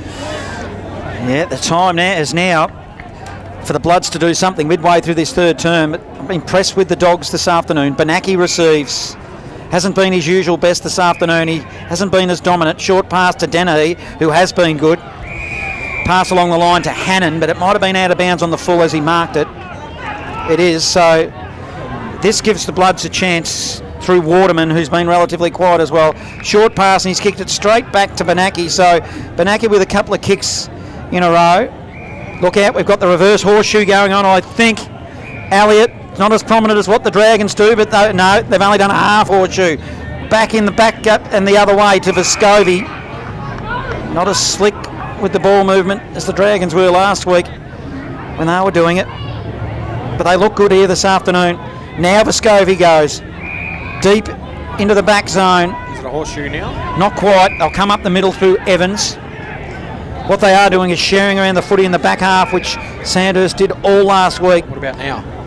Now we'll call it, and it goes to the wing, but it's ineffective. And a mark's taken by Jack English, talking about Sandhurst, has come over from Sandhurst from last year and been really good for the Bloods in season 2026. Has been a good pick-up for them. Played every game this year so far as Jack English. High ball to the top of the 50, no mark. Clough takes it for the Dogs, handball to Dennehy. Dennehy handballs over the top. It'll be a 1-2. Clough picked it up. Handball was good. Central. Evans is away. He's got some space. He has a bounce. Tries to draw a tackler. Did well. Gave the handball over the top. Kick inside forward 50. McKenna out on a hard lead. Dives in and takes it. 45 out. 10 in from the boundary line. Left-hand forward pocket. And that's 3 times now, I reckon, we've had McKenna marking while he's sliding or diving. He just reads the ball so well, doesn't he, Johnny? I don't want to influence anyone, but I reckon he's almost got the award, Norm Jenkin. Gee whiz, he's been right from the first minute. It was a great lead by McKenna, but equally good kick by Shane Clough to put it out and give South Bendigo defenders no chance. Yeah, Clough's been good as well. He's already won the award. I think he won the award earlier this year when these two sides met, did Shane Clough. So Harry trot over, I reckon, that day. McKenna comes in and goes goalward, slams into the post. 6 goals, 2 for Pat McKenna now. And it is a 38-point Gisborne lead, 15 minutes into the third quarter. They'll play on quickly here, the Bloods from fullback, you would think. No, Allen decides against it. Now he goes. He'll go straight down the guts. It's going to hit the middle of Gardiner Reserve here. It does. Ball spills. Dennehy was good to Brancaziano by hand. They'll launch through Zarafa, who received the handball. Good mark. McKenna just floated in like Royce Haak. And the Bloods got caught napping because McKenna just turned around. The goals were open and just slotted it casually and put it through for his 7th goal of the afternoon. The Dogs are away. They're impressive. 11-8-74. They lead the Bloods 4-6-30. Bendigo City Frame is our sponsor of the afternoon. Norm Jenkin, not trying to influence you, but local footy is the place we want to be. It's Fresh Live. Yes, and that all started from Zach Dennehy in traffic. Lovely handball out to space, and McKenna just floated in from the side of that pack, took a mark amongst 3 South Bendigo defenders. They were caught napping, and he just turned around and whacked it through. Free kick, Bloods out of the centre.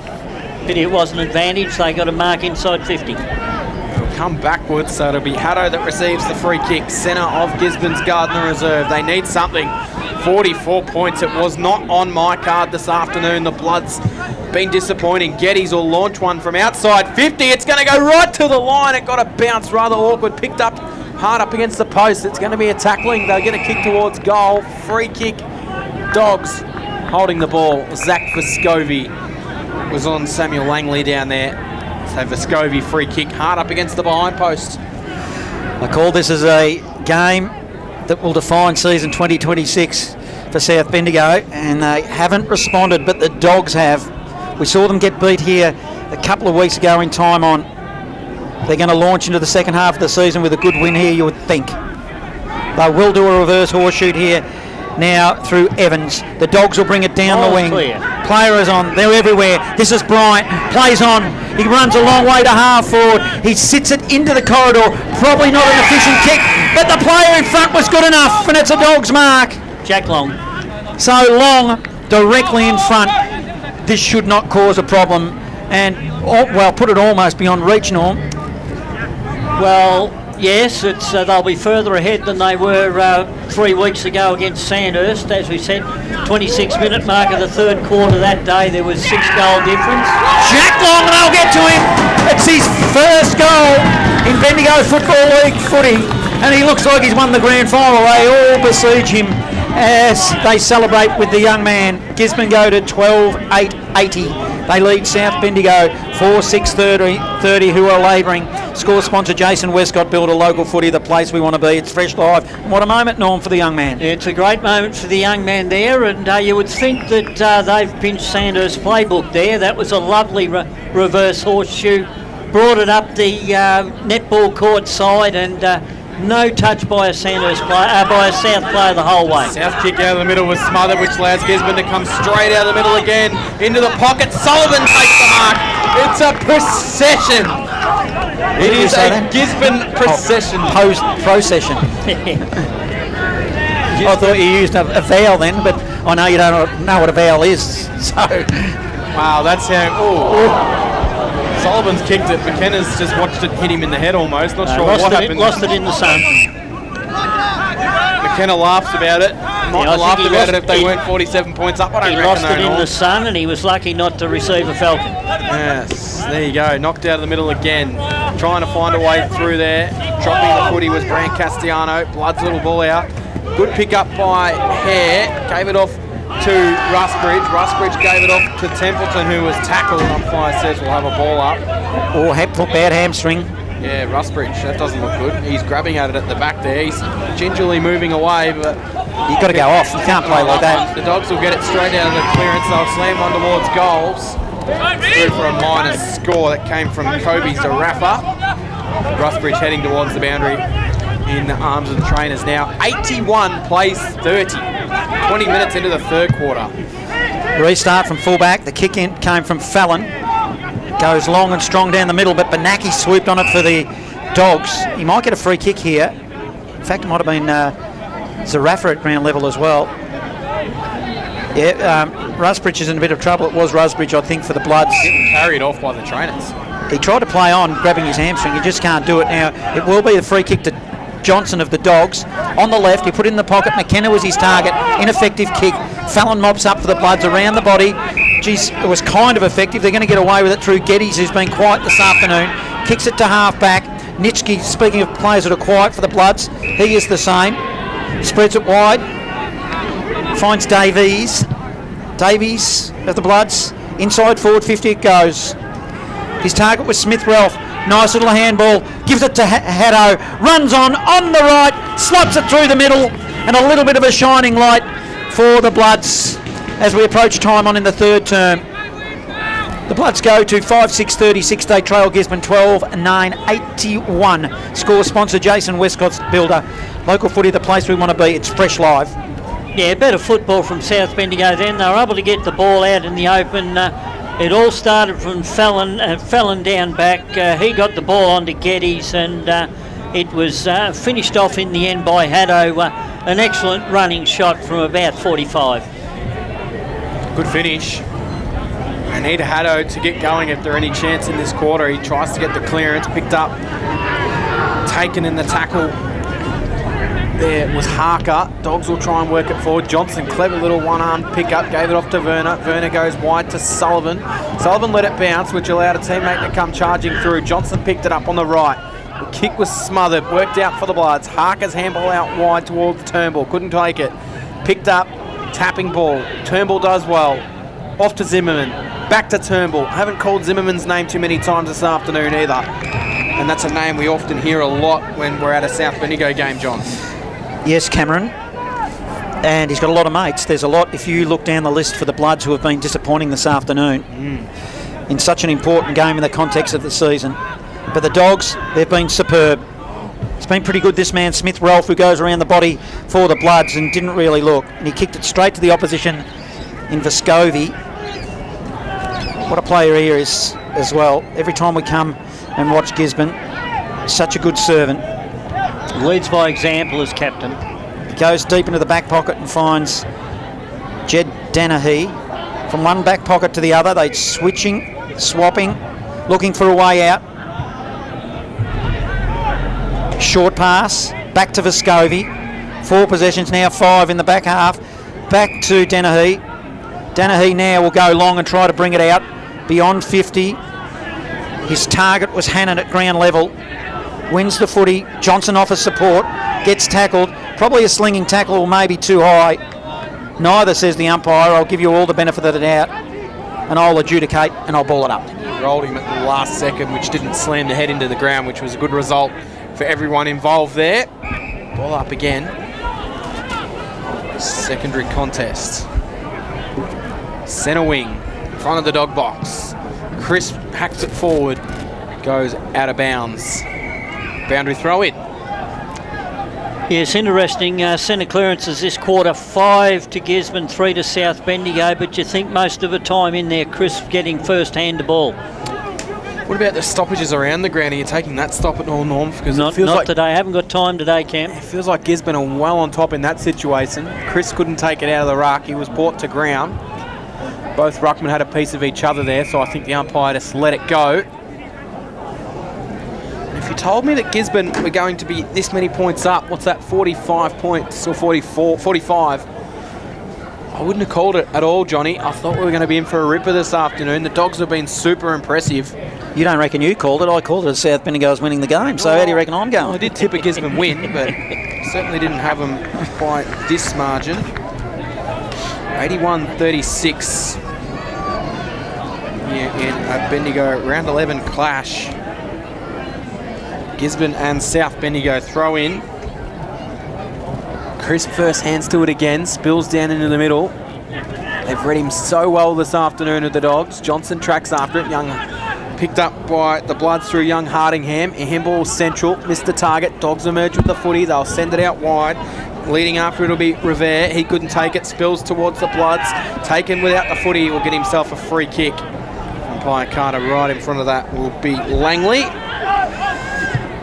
It'll be Turnbull that'll pick up the footy. Turnbull will chip the short pass out wide. Now they can run away with it. Nitschke into some space. Look to have released him up the ground a little bit more. Now the Bloods. Nitschke's kick is read well by the Dogs and slammed out of bounds by Will Elliott for a boundary throw in.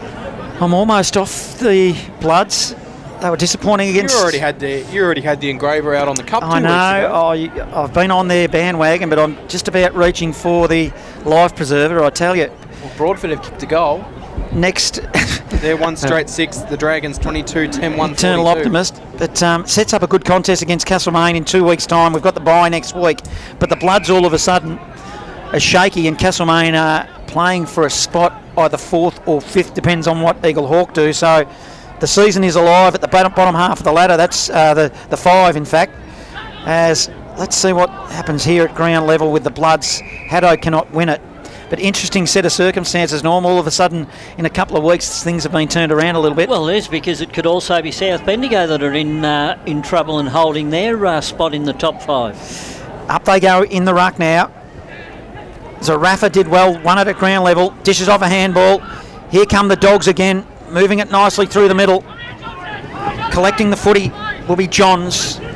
He'll go to McKenna, who's in fine form, hands on footy, stands up, support through Werner. Does an army roll as he grabbed it, and then he gets grabbed and gets all tied up. And we'll have a ball up. Eagle Hawk looking a bit more comfortable now. A big lead, 17-8-1-10 to Golden Square, 4-2-26. Up they go in the ruck. It'll be Crisp against Nolder. Running through is Templeton to the Bloods, who's been super quiet this afternoon, disappointingly so. He goes to half forward. Can't win at Bloods ground level. Their only chance was Smith Ralph. Now Zimmerman butters up, puts it in the path of Hare. Zach Hare on the right, goes around the body. Might be a chest mark at ground level. It is. It's Langley who takes it. And for the Bloods, pretty tight angle. Right up against the point post. Be a good kick from there, Norm, but they just need it. It will be a good kick from there, and I was nearly going to say it was a rush kick by South Bendigo going forward, and Hare had more time than what he thought and should have been able to put it through himself. The kick by Langley goes across the face and just manages to sneak in for a minor score, which will take the Bloods to 5-7-37. They trail the Dogs 12-9, 81, 27 gone. He's shown a bit in this quarter, I think, young Langley for the Bloods. A couple of shots on goal. Hasn't converted yet, though. Yeah, they've had to control the ball for the second half of this third quarter, but they haven't been able to put a score on the board. One goal, 2. Scovey finds a teammate. Down the line they go, the Dogs. Picked up Thomas. Slams it out wide. If the kick is good, it'll be a reward for a bit of space for Dennehy to run into, and that's exactly what it is. Dennehy's kick. Hare got in the way of the intended target. Knocked off the footy there was young Hardingham, which allowed the Dogs to come through. Johnson got it into some space. McKenna again's on a lead. Did he mark it? Umpire said no. Hit the ground. You're claiming if you were standing at first slip, I reckon, Norm. No, well, the replay would have showed that it hit his hands, hit the ground, and then he got them again. It was very close, though, but good decision by the umpire. No replays in local cricket. The batsman's on his way back to the pavilion, if you ask me. And I'm the one taking that catch, I'll give you that. We don't get many chances, I'll claim it and take it. I'm a cheat. You're a cheat? Yes, I agree with the Dogs. So, free kick going to Harker here for the Bloods. I reckon I've been given out a few times like that, so if I get one, I'll take it back the other way. Getty's back into the middle, finds his way to Haddo. Tell the sting's really out of this one at the moment. The Bloods are 6s and 7s, dare I say it. Down the line they go. Free kick for them, though. Yeah, front on contact. Advantage paid. Inside forward 50. It was a bit of a wasted advantage, though. They try and keep it alive, and they turn it over. So Vescovi will clear the kick out.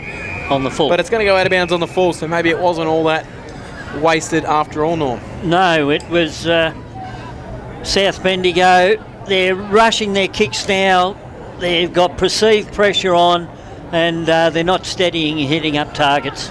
It will be a shot at goal for the Bloods through Smith Ralph. Three-quarter time at McCorner. They're leading comfortable against Midiamo, 17-9, 111 to 3-4, 22. Smith Ralph for the Bloods. His team trails by a big margin as well. Not quite as much as that, but it's 81 playing 37. Needs to put it through the goals to give the side some confidence going in the last quarter. He won't. Won't be a score. Haddo at ground level. Tracks it, picks it up, dish it off by hand, shot at goal, and it somehow must have hit the post, I reckon. Might have been Brock Harvey having a shot at goal that would have went right off if he did. A minor score. 5-8-38, 12-9, 81, Dogs lead. 30 minutes have gone in this third term. According to the live scores in the Bendigo app, 14 minutes played in the third quarter. Sandhurst haven't scored, and Broadford have kicked 1 goal in the third quarter. I didn't think Sandhurst had scored too much this quarter, so it's a much improved quarter by Broadford. Yeah, 1 goal in 15 minutes out there in that game going to Broadford in that third quarter. They still trail by 138, but might be a positive if they can potentially win a quarter against well, I won't say the reigning premier because they lost last year, but the Dragons. Inside forward 50 go the Bloods. Turnover. Turnoverville here. Vescovi's got it. He's defensive goal square. Short pass to Benaki. Had to be good. He was. He always is. He's a star. Tips the short pass out wide. And the Dogs will slow it down as we head towards three-quarter time. 30 minutes ticked over in this quarter, so a long quarter. Down the line we'll go. No mark taken. Spills to the back. Hare puts his head over the foot. He's going to receive a free kick for being caught high. So can the Bloods get one late and give themselves something heading into this final quarter? Hare centre wing. Front of the dog box. Wheels the kick forward. Big fly and a big mark is taken. Dylan Johnston does it at ground level and does it in the air as well. what a player Dylan Johnson is. Terrific grab. We'll come down the line now. You can see why he got picked up for VFL. Absolutely. It was a big fly there from the back for the Dogs from Long in his first game.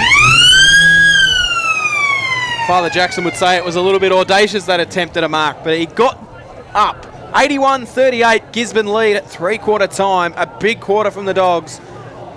What have the Bloods got to finish off today? Other games, Broadford 1 straight 6, the Dragons 22-10, 142. Eagle Hawks 17-9, 111 to Golden Square 5-2-32, and Castlemaine 11-11, 77 lead Kangaroo Flat 6-6-42. The final quarter to come from Gisborne's Gardiner Reserve. The Dogs in control. But can the Bloods challenge them in the final quarter? 81 plays 38. Local footy, the place you want to be. It's Fresh Live.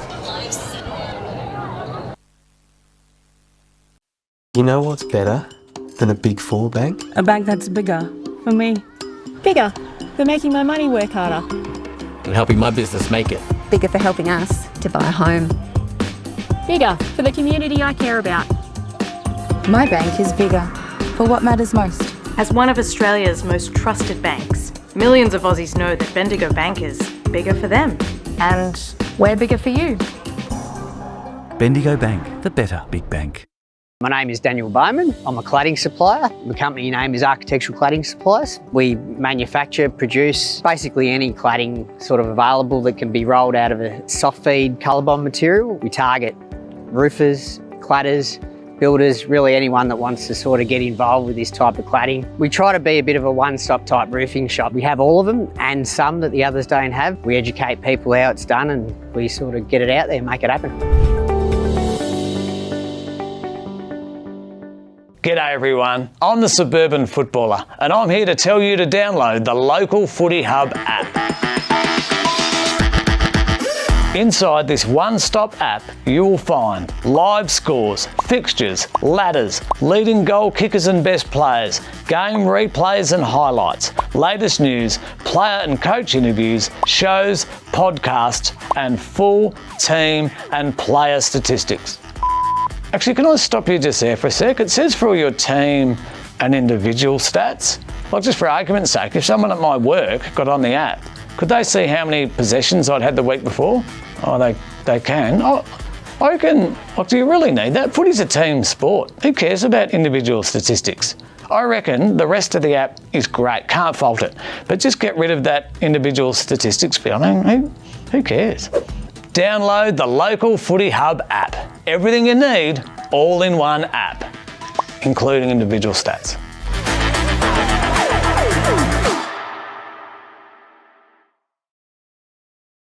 Are you looking to promote your business? This could be a great way to reach the local footy community.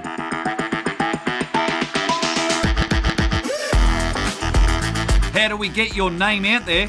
We can provide banner and native advertising in our news feeds and socials, reaching thousands of people every week. We can run video ads before every game replay that gets watched by thousands of people each week.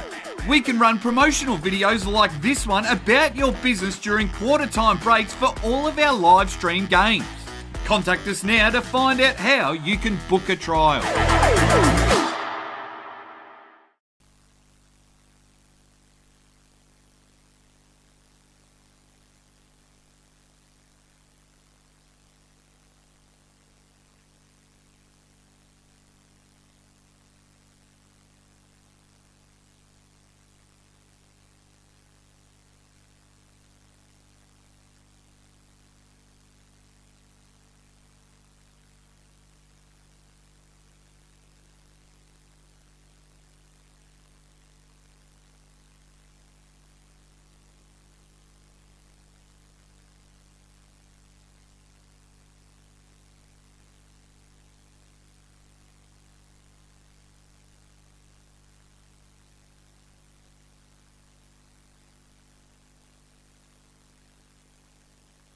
Three-quarter time at Gisborne's Gardiner Reserve, and the Dogs, with a massive third quarter, put themselves out 12-9, 81 to the Bloods of South Bendigo, 5-8, 38.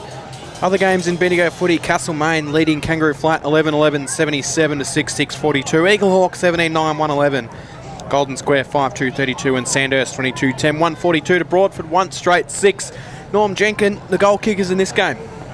Yeah, the goal kickers in this game, Cam, for the leaders, Gisborne, we have McKenna. Pat McKenna with 7. Shane Clough with 2. Dylan Johnson, Adam Brand Castellano, and what a goal that was. And Jack Long 1 each. And, of course, Jack Long's first goal in Major League Football. And for South Bendigo, Brock Harvey's got 2. Anthony Zimmerman 1. Alexander Smith Ralph 1. And Brody Haddo 1. And when you look at the stats in that quarter, it was 11 inside 50s for the Gisborne side, and they were able to kick 6-2 at one stage. They'd kicked 6 straight for the quarter. South Bendigo had 9 inside 50s, and they were only able to kick 1 goal 3 from their 9 entries. So it was total domination by Gisborne. They had 5 of the 8 centre clearances, and turnovers pretty even. Both sides were losing the ball in defence or in the middle of the ground, and it was 7 turnovers for Gisborne and 6 turnovers for South Bendigo. But all in all, it was Gisborne's dominance around the centre of the ground from centre clearances, which gave them the inside 50 chances. Local footy, the place we want to be. It's Fresh Live. Just about to start the final quarter here. Gisborne, impressive, 12-9-81. They lead South Bendigo 5-8-38. Let's see if South Bendigo can get some respectability back into the scoreboard. Here's Cameron Power. Well, we're getting a free kick straight out of the middle of the way of the Dogs, so that's not the start they wanted. Benaki will take it. He'll wheel it inside forward 50. No mark taken off hands. Bloods will try and ping it around to get it out of there. They've got to throw all caution at it in this quarter. Free kick south. No, against South Bendigo, it's going to Benaki. Yes, once again in and under and got caught high.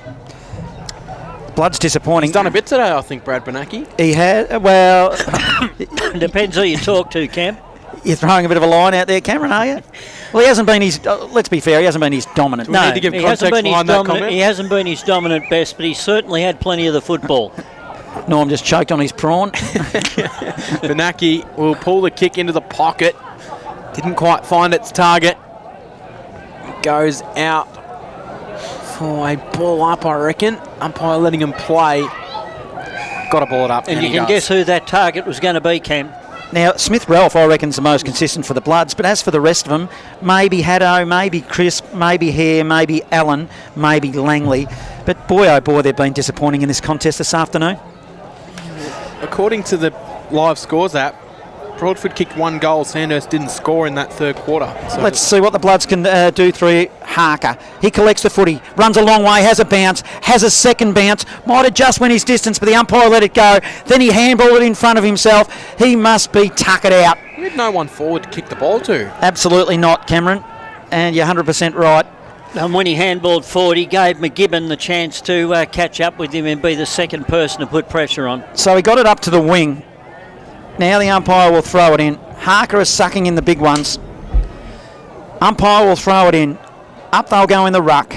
It's Crisp who grabs it out of the air for the Bloods. He's been good. Dylan Johnson emerges for the Dogs. By hand gives it to Benaki. Inside forward 50. McKenna's the target. Big, strong, hard lead. And he puts another nail in the coffin of that sponsors award for $100 from Bendigo City Framers. Not trying to influence anybody, Norm Jenkins. But, geez, that was a good build-up, and he should finish. He's a good finisher.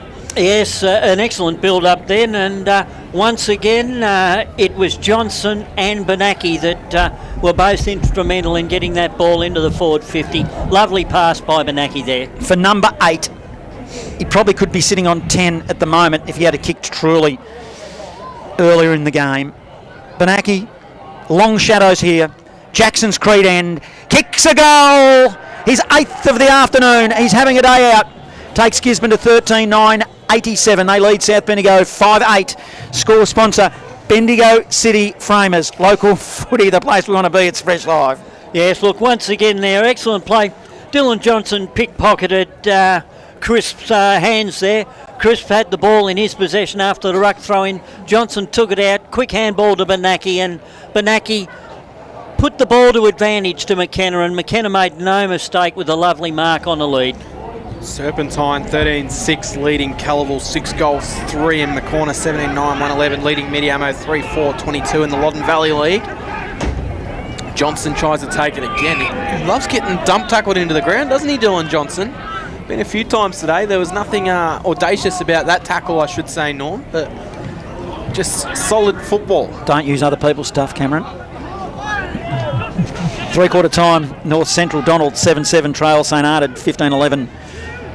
Local footy, the place we want to be. It's Fresh Live. Well, I've stolen the horseshoe and I'm stealing audacious. So what are you going to steal from me? Gisborne work it towards the top of the goal square. It's a flying shot that actually bounces to the line and it's up for Pat McKenna to soccer it out of midair. The goalkeeper on the line wasn't there and he went, thank you very much, I'll help myself to a tap in and my 9th goal of the day. So Pat McKenna kicks truly, and the Dogs well in control in this game, Norm Jenkins. Score sponsor is Bendigo City Framers. Local footy, the place you want to be. It is Fresh Live. Yes, the Dogs are well in control, and Pat McKenna putting on a masterclass for us today. Down forward, he's getting his goals from all different ways. He'll get them on a lead, he'll get them off the ground, or he'll get them in general play, and just shows how much of an all-round good footballer he is. Back in the middle. Restart. They'll win it here through Chris. Handball. It'll come long inside forward 50. They've just got the numbers. Mark's been taken by Shapano. I reckon he's been pretty good this afternoon as well when it counted. He'll spread it wide to the wing. Danahy is the target. Ball spills to the back of the pack. Good strong tackling. Young Zarafa. Isn't he a find as well? We saw him in the opening game against South Bendigo. Well, it wasn't the opening game, it was early in the year. Out of Harry Trott, and he was superb as Benaki gets his opening game. That was his opening. His opening game, his debut, you're right. Kicked a couple of goals. Benaki's working himself into the game with a handball to Johnson. Johnson short pass. Hits up a lead. It's just Dogs everywhere. The ball comes in by Sullivan. Sliding in, I reckon it was a mark at ground level by Danahy must have been touched off the boot. Now the Bloods will mop up. They need to be careful here. It'll be a turnover deep in the forward zone. Handball comes out to McKenna. McKenna handball further afield. Gives it to his teammate Bryant, who puts it on the outside of the boot, which causes it to spill across the face of goal. Still in play. Short pass inboard. Ineffective. Turnover. Mark Harker for the Bloods. Hit the wrong side of the footy there. Harker sends it out wide. Hare just able to take the mark. So he's able to get it. Might even be Haddo, I should say. Right in the long sleeve. Haddo off to a teammate. Further forward they go. Turnbull. Kick down the line. Intercept mark to Benaki. 3/4 time. Home of the Apple Eaters Harcourt lead. 16-11-107 to Malden 3-3-21. Benaki's kick was good. Sullivan takes the mark for the Dogs. Centre of the ground he goes, knocked away by English. English then knocked off the footy, but it allowed Haddo to pick up the ball. Off to a teammate. They spin one way then the other, then they cough up the footy though. So it'll come backwards. Dogs just working it forward now. Johnson goes, he's taken in the tackle. They manage to spill a kick inside forward 50 to the Dogs. Off hands. Davis. Nitschke. Turnbull. Nitschke. Got it back. Has some space, accelerates away, gets a lead, honours it. It was a little bit of half attempt at it from Will Allen. He stuck one hand at it, didn't quite get it. Spills to Templeton. Templeton's kick inside forward 50. Mark is taken by Jasper Langley, 25 out. Slightly to the right of the goals, Norm. But it'd take it's not going to be an easy kick, but you'd like the chances from there, I reckon. No, but a much better build-up by South Bendigo then. They got the ball out, they put it to their teammates' advantage. Templeton, a nice handball there, and Langley, a nice lead. Done some good things in this second half as Langley. Can he get it on the scoreboard with a goal? He can. So Langley kicks the goal. That was Jasper Langley. So 93 playing 44, 7.5 minutes into the final quarter. Gisborne lead. Thanks to Parsons Towings in Castlemaine. Local footy, the place you want to be. It's Fresh Live. 3/4 time MCDFNL, Campbells Creek 9-10-64. The Giants got away a little bit, 12-9-81. And still close at Talbot, 9-5-59 to Newstead 7-9-41. Absolute perfect conditions here at Gardiner Reserve. Blue sky, the sun is shining, it's about to set. You could be sitting on a beach in Bali, that's how good it is. As the ball comes inside forward 50, wouldn't say that about Gisborne on too many occasions. As the Bloods inside forward 50 with that surge, looking to get another one on the board quickly. They're a long way behind. 49 points in fact, as it will be another stoppage at the top of the square. Bloods in attack. Might have had some issues with the live scoring at Broadford. It's now updated. Broadford 2 goals 12 to Sandhurst 32-17, 209. Ball up, ball spill. Dogs to take possession through Elliott. Handball was confident to Evans. Evans further afield to Hannon. They've got numbers, they're running. Over the top, handball by Johns, looked for Werner, couldn't find him. Turnover now, Bloods. Langley will come with a kick to half forward. His target, he overcooked it to Sims. Running on there was Allen, couldn't get it. Turnover now, Long goes to Benaki. Benaki to the wing for the Dogs. Whistle, didn't see what it was for. It'll be a free kick, and it might be the Bloods, I think, that's got it. Bloods player down behind the ball as well. Will Allen, I think it might be. Will Allen it was. Copped a knock in the last contest. Short pass, Geddes receives to the Bloods. Back up on his feet now into the pocket, but hasn't looked himself, Will Allen. He's now found himself in the forward line. So Gisborne will try and work it out. Clearing the kick out there will be Shapano. No mark taken, knocked forward by Nitschke. Evans for the Dogs. Handball forward was good. One way then the other, Sullivan. Short pass into the middle, intercept by Hardingham. Toby Hardingham, son of Carl Hardingham. Of course, was my school teacher, believe it or not. And the short pass was poor. Well, he did a rotten job, didn't he? Yeah, obviously he didn't teach Toby how to kick there with that kick either. So I'm presuming he wasn't the English teacher. Will Elliott will chip the short pass. Or the maths teacher as well. Mark taken by Johnson. And you weren't good at sports. What were you good at? Arts. That's the only thing that's left. I can't draw. Johnson back into the middle. Werner out wide. Vescovi. You can tell this game's over, Cam. Vescovi even further forward underneath the scoreboard. Mark taken. Handball to the run of Evans. It came from Werner. Down the line they go. They'll get it towards the boundary line. The Dogs. They keep it alive. Handball back into the pressure. Just keeping a way through, bouncing away the Dogs. They'll chip it inside, and it'll be well read by English, who takes the mark. Swings the kick out wide to Sims. Sims handball off to Fallon. Fallon charges through, will send the kick down the line towards Smith-Roll. Knocked off the footy by Vescovi, who took a terrific grab. How good. And let's be honest, this game's been over for a long, long time. Spreads it wide to Thomas. Thomas hasn't had much of an influence this afternoon, but hasn't needed to. Johnson, who has, takes a one-hander. You look further afield, they'll be looking for McKenna, and why wouldn't they? He's kicked 8. Short pass is effective, they'll work it along the boundary line. Hits up Bryant. Bryant now for the Dogs.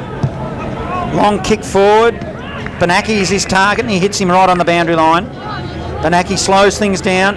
Now he goes inboard. Target is Danahy. Hits him up. Jed, who has floated down forward, and he will have a shot at goal. A rare shot at goal, I do say, Norm, as well, for young Jed. Yes, it is a rare shot at goal. In his early days when he first came down to Gisborne, they tried him up forward, but they soon found out he was better down back, and he's been down there for the last 2 or 3 years. Talking about tall players, they have got Braden Blake to come back in as well, the Mickelson medalist. So, along with a number of others as well, but let's see what young Jed does on this occasion. He kicks it like a backman, and it's skinny. Puts it through for a minor score. 14-10, 94, 6-8, 44. The Dogs by a long way midway through this final term. Local footy, the place we want to be. It's Fresh Live. It's going to be at least another month before we potentially see Braden Blake back, if we see him back at all, Johnny. So, is he that bad? Yeah, he had surgery throughout the week, so yeah, walking around on the crutches here this afternoon. But he's confident he'll get back for finals. But it'll be a certainly watch this space. The Bloods work it up towards Zimmerman. Underneath the scoreboard they go. It'll be a kick inside for Alan. Vescovi read it best, and then Alan just gave him a little tap. That'll be 50 because it's dribbled through for a goal by Harvey. but it has to be 50. Played on, didn't hear the whistle. I mean, even if he would have heard the whistle. It's 50. He knew there was not going to be a free kick going any other way, so you just sense silly. You sense as a player. If you know this stuff about not hearing a whistle, you do sense it. You sense what's going on around you, what other players are doing. Even the crowd indicate it. I shouldn't say it was Harvey. It was actually Langley, the offender there. So apologies to Harvey. He's been okay this afternoon. Kicked 2 goals, 3. Seen him much in the second half though. Work it out wide. They'll send a short pass Thomas. Mark taken Johnson on the right foot. Top of the 50. Dennehy got up, couldn't take the mark, spills to ground level. Templeton knocked it forward for the Bloods, missed it. Werner gets it, he'll send a high ball inside forward 50. Well read by Zach Dennehy. And he called his teammate out of it and said, I'm taking this grab, and that's exactly what he did. And he'll line him up 30 out, slightly to the right of goals to, well, put him to 100 and make it a 56-point ball game. Yes, with Pat McKenna, the number 1 figure down there, it's not often we see Zach do that these days, but in his younger day, he was a real high leaper and an excellent overhead mark. Certainly taken some good grabs in his career at Bendigo footy. Dennehy comes in for his first of the day, slams it through. And the Dogs are on their merry way. They're the first team to 100 this afternoon, which means they'll win 100-44. The score sponsor, Don Smallgoods, is Don is good. Local footy, the place we're going to be, it's Fresh Live. Will they be the only one to 100, Cam?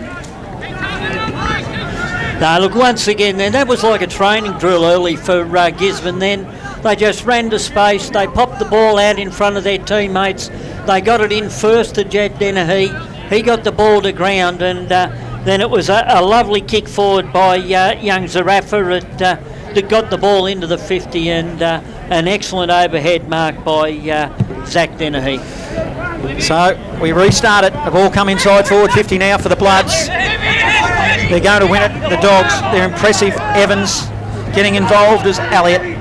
Handball to Banaki, who's worked himself into the game in the second half. Werner as well. Handball. Zarafa runs through the middle. He'll go to a lead. Couldn't quite grab it there was Revere. He's offered support. Teammates are running everywhere. The lead comes in, and it was good from Clough, who takes a sliding then a roll up against the boundary line, and he'll line them up. And this, I called goal of the year last time. The reason I say that, Norm, is my uncle's mother always said growing up, the first team to 100 generally wins. Generally, what was that, your uncle's mother? Yes. All right, okay. So knowledgeable in football, they'll be listening. Anyone we know? So. I'd have to agree with that, Cam, that if you're the first side there, unless it's a shootout, you generally get the points. Let's see what Clough does with the footy. Tight angle, right up against the boundary line. He tries to will it. He just cocked his head to the right, but that didn't work either, as it missed by a long way. Just snuck in for a minor score. 101 playing 44. Dogs well in control midway through this final term. Yes, Clough would have loved to have got that one, because of course the last one McKenna got off the ground. It was Clough's lovely long kick in that put it in the goal square, and most likely would have bounced through. Oh, I reckon he had to take the advantage though to make sure it didn't hit the goalpost. You've got to take the advantage, but free kick to the Bloods, so they've got it underneath the scoreboard. Screaming for it on his own is Brock Harvey, and he gets the kick where he wants it. He marks Smith-Ralph in the goal square. Harvey, did he play on? Did he not? Umpire says no. No, he only shaped to go around the corner. He didn't actually take a step. If he'd have taken a step now, he would have had to call it. So he's going to have to snap this one. Well, we've seen him kick one today from there. And he does just that for his third goal of the day. So 3 goals, 3 for Brock Harvey. And he brings the margin back to 51 points. 101 plays 50. 18 minutes into the final quarter. The score sponsor, Jason Westcott, build a local footy, the place we want to be. It's Fresh Live. Yes, if South Bendigo were looking for anything to take out of this game, the coaches could take out that in the last quarter they've got their centre clearances together. They've had 4 of the 5 centre clearances this last quarter, but they certainly hadn't been anywhere near it in the first 3. Super impressive Dogs outfit this afternoon. Into the middle, it will be Zach Dennehy doing the ruck work. Wins a big punch, punches it forward into the path of Johns. Johns will go inside forward 50. His target was McKenna into the pocket, and it was too wide and bounces over for a boundary throw in. Is there anyone other than McKenna Norm in contention for the award this afternoon, thanks to Bendigo City Framers? Well, at three-quarter time, I did have a couple of players in contention. Cam, I thought Zach Dennehy has done very well for Gisborne today around the ground when he's had to go into ruck, and he's also got the ball at ground level. And I also thought Johnson has had a very good game today. In the forward zone, the Dogs with Werner. Handballs back to in order to come forward through Long a short pass, but it's just intercepted. Harker at ground level, ordinary looking kick, another turnover, kicked it straight back to Jack Long, who kicked his first goal in Bendigo footy this afternoon, and he's got it on centre wing. Yep, first goal in his debut game, had to go the hard way. I heard pre-game he'd come right through the junior system here at Gisborne, and he spent the last 2 years in the reserves earning his opportunities. So the Dogs will send it inside forward 50 here. Mark taken hard up against the boundary line. Clough. Been good, I reckon, Clough today Another as well. one that, just below the other three. There's been quite a number. Jed Dennehy's just been below too. Clough's kick inside forward 50, carried over the top of its intended target. Out of bounds for a throw in left-hand forward pocket. 2 goals today for Shane Clough, the only other multiple goal scorer in the day for Gisborne. Yes, that's right. And he's had an excellent day, as you say, but there's been others that have just been that little bit better. Umpire will throw it in. Deep in attack, the Dogs. South Bendigo will be clearing Crick outside 50. Nitschke in a rare touch this afternoon. I reckon he's had no influence at all, which is rare for him. He's a good player. He sends it down the wing. Crisp with a good clunker for the Bloods. Handball on. Nitschke ran on. Long ball. Harvey has got time and space. Plays on. He'll kick it along the ground. Bouncing footy. It's not straight. Goes through for a minor score. Takes it to a 50-point margin. 101 playing 51. 20 minutes gone in this final term. Red time here. Local footy, the place we want to be. It's fresh live. 3 goals, 4 for Brock Harvey this afternoon, so he's had a chance to have a standout game. He hasn't been able to do that. Vescovi's kick went straight to Crisp, who was always going to have the benefit of jumping over Will Elliott. Handball to English. English will send it inside forward 50. Good use of the body. Vescovi couldn't take the mark. Spills to Zimmerman. Zimmerman could have given the handball over the top to Langley, but he went goalwards himself. Langley looks at him and says, what about the handball over the top there? Did you see that, Norm? That was someone who was a bit frustrated there. So interesting. Zimmerman misses.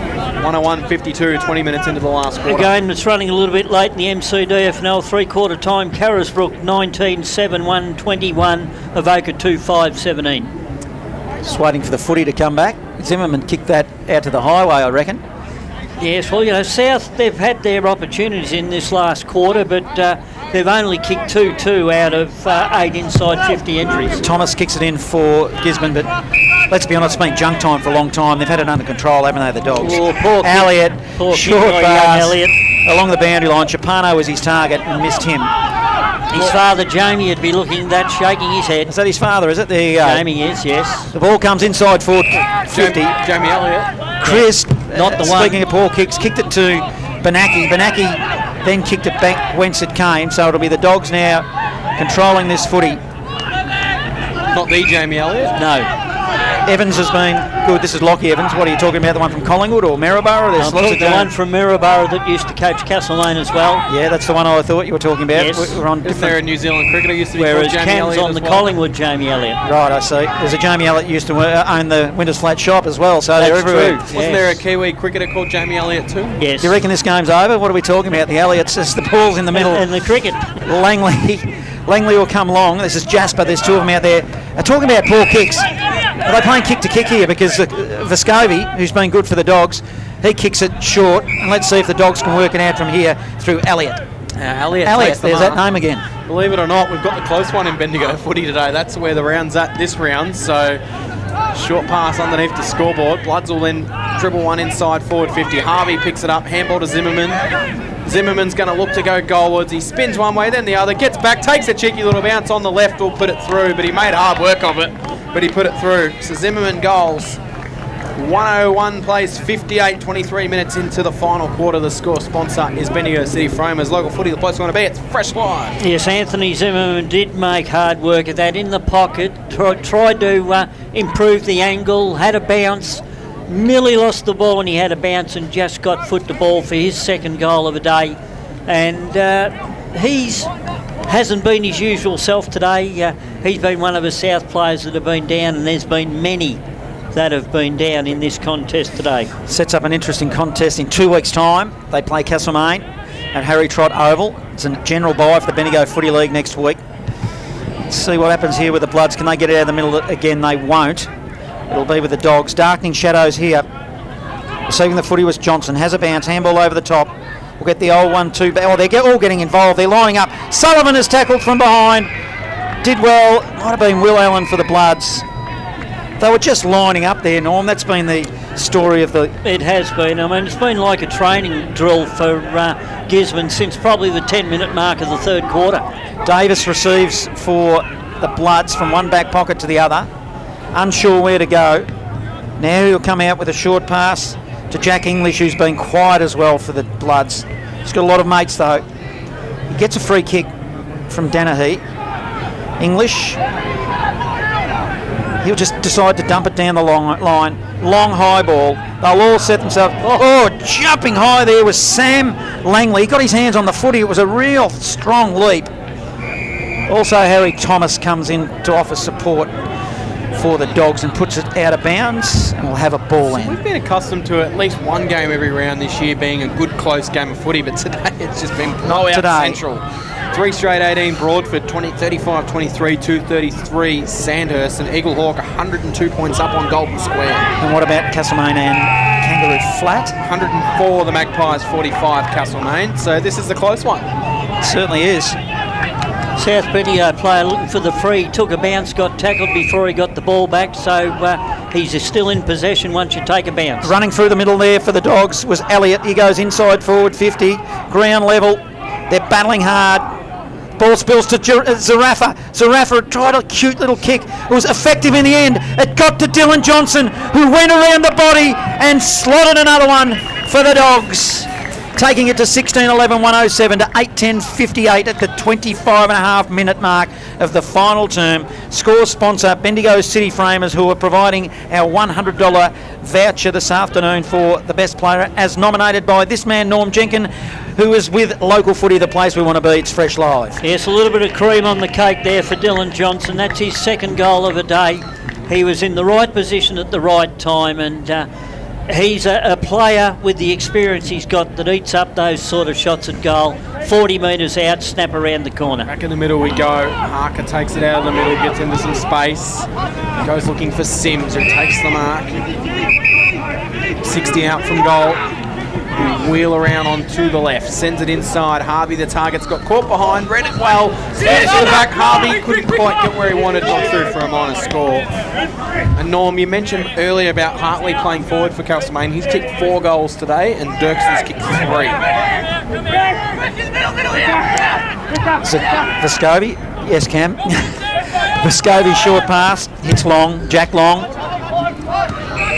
A little bit further on, kicks it to Thomas, who's at defensive 50 on the boundary line. Short pass, 25 metres over the top. It's just all too easy here for the Dogs. Zarafa on the end of a handball, down the wing, hits his target. They're running on. Brancaziano, handball in the path of Hannon. They'll work it back to Brancaziano, short pass, and he hits up Pat McKenna, who will line up for his number 8 or 9, is it? Number 9. Number 9. I've got him lined him up for number 10.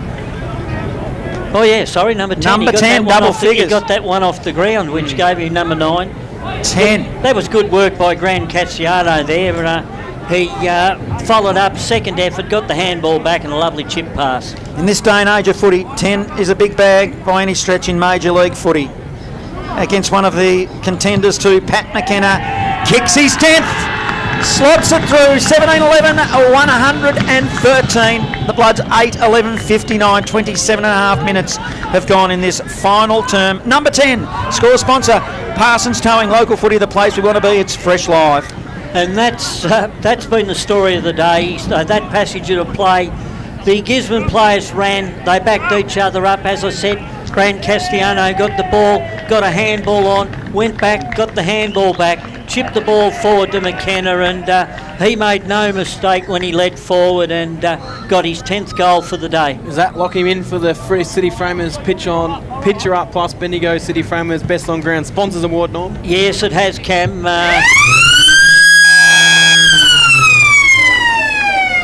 There you go, 17-11, 113. Gisborne have defeated South Bendigo 8-11-59.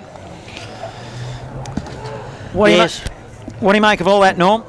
Well, look, we just saw today what Gisborne are capable of. Their quality of player that they've got in reserve is excellent. They're young players.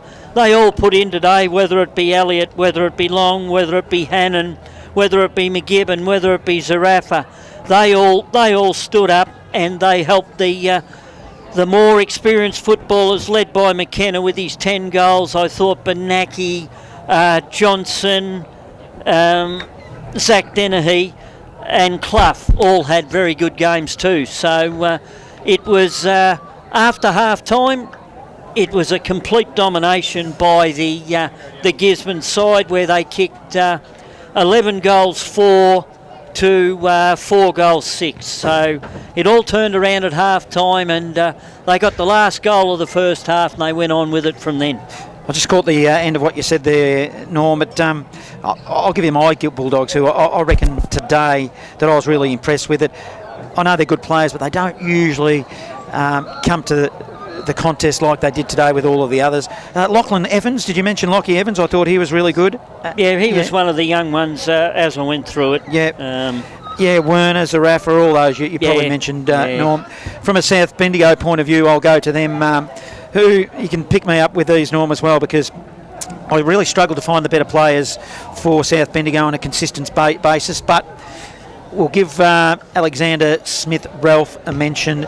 He was pretty good for most of the game. I thought Crisp battled hard in the ruck.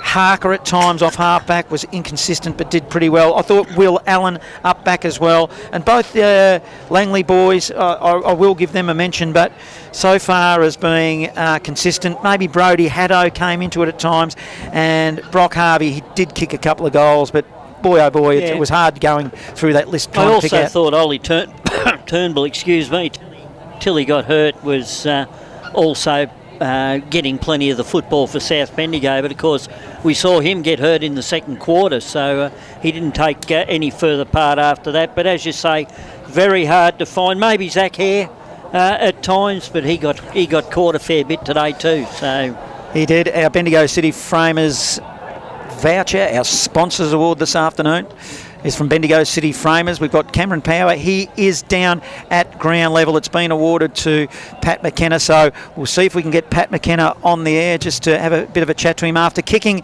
10. What do we call that, Norm? Do we call that's bigger than a bag, isn't it?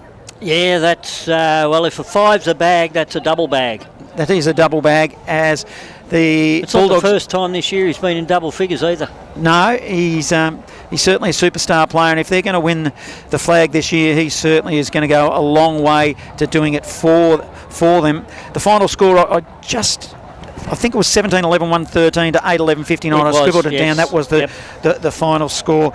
Let's go around the grounds through all leagues in Central Victoria as they come to hand. We've got 10 or so minutes to go before we finish up here at the Graveyard, which was great conditions down here at Gisborne. They've just certainly turned it on for us, where Gisborne 17-11, 113 have defeated South Bend. You know what's better than a Big Four bank? A bank that's bigger. For me. Bigger. For making my money work harder. And helping my business make it. Bigger for helping us to buy a home. Bigger for the community I care about. My bank is bigger for what matters most. As one of Australia's most trusted banks, millions of Aussies know that Bendigo Bank is bigger for them. And we're bigger for you. Bendigo Bank, the better big bank. My name is Daniel Bowman. I'm a cladding supplier. The company name is Architectural Cladding Supplies. We manufacture, produce basically any cladding sort of available that can be rolled out of a soft feed colour bond material. We target roofers, cladders, builders, really anyone that wants to sort of get involved with this type of cladding. We try to be a bit of a one-stop type roofing shop. We have all of them and some that the others don't have. We educate people how it's done and we sort of get it out there and make it happen. G'day everyone, I'm the Suburban Footballer and I'm here to tell you to download the Local Footy Hub app. Inside this one-stop app, you will find live scores, fixtures, ladders, leading goal kickers and best players, game replays and highlights, latest news, player and coach interviews, shows, podcasts, and full team and player statistics. Actually, can I stop you just there for a sec? It says for all your team and individual stats. Like, just for argument's sake, if someone at my work got on the app, could they see how many possessions I'd had the week before? Oh, they can. Oh, I reckon, like, do you really need that? Footy's a team sport. Who cares about individual statistics? I reckon the rest of the app is great, can't fault it. But just get rid of that individual statistics bit. I mean, who cares? Download the Local Footy Hub app. Everything you need, all in one app, including individual stats.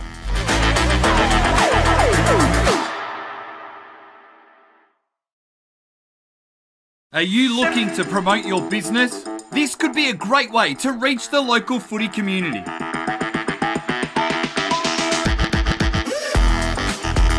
How do we get your name out there? We can provide banner and native advertising in our news feeds and socials, reaching thousands of people every week. We can run video ads before every game replay that gets watched by thousands of people each week. We can run promotional videos like this one about your business during quarter time breaks for all of our live stream games. Contact us now to find out how you can book a trial.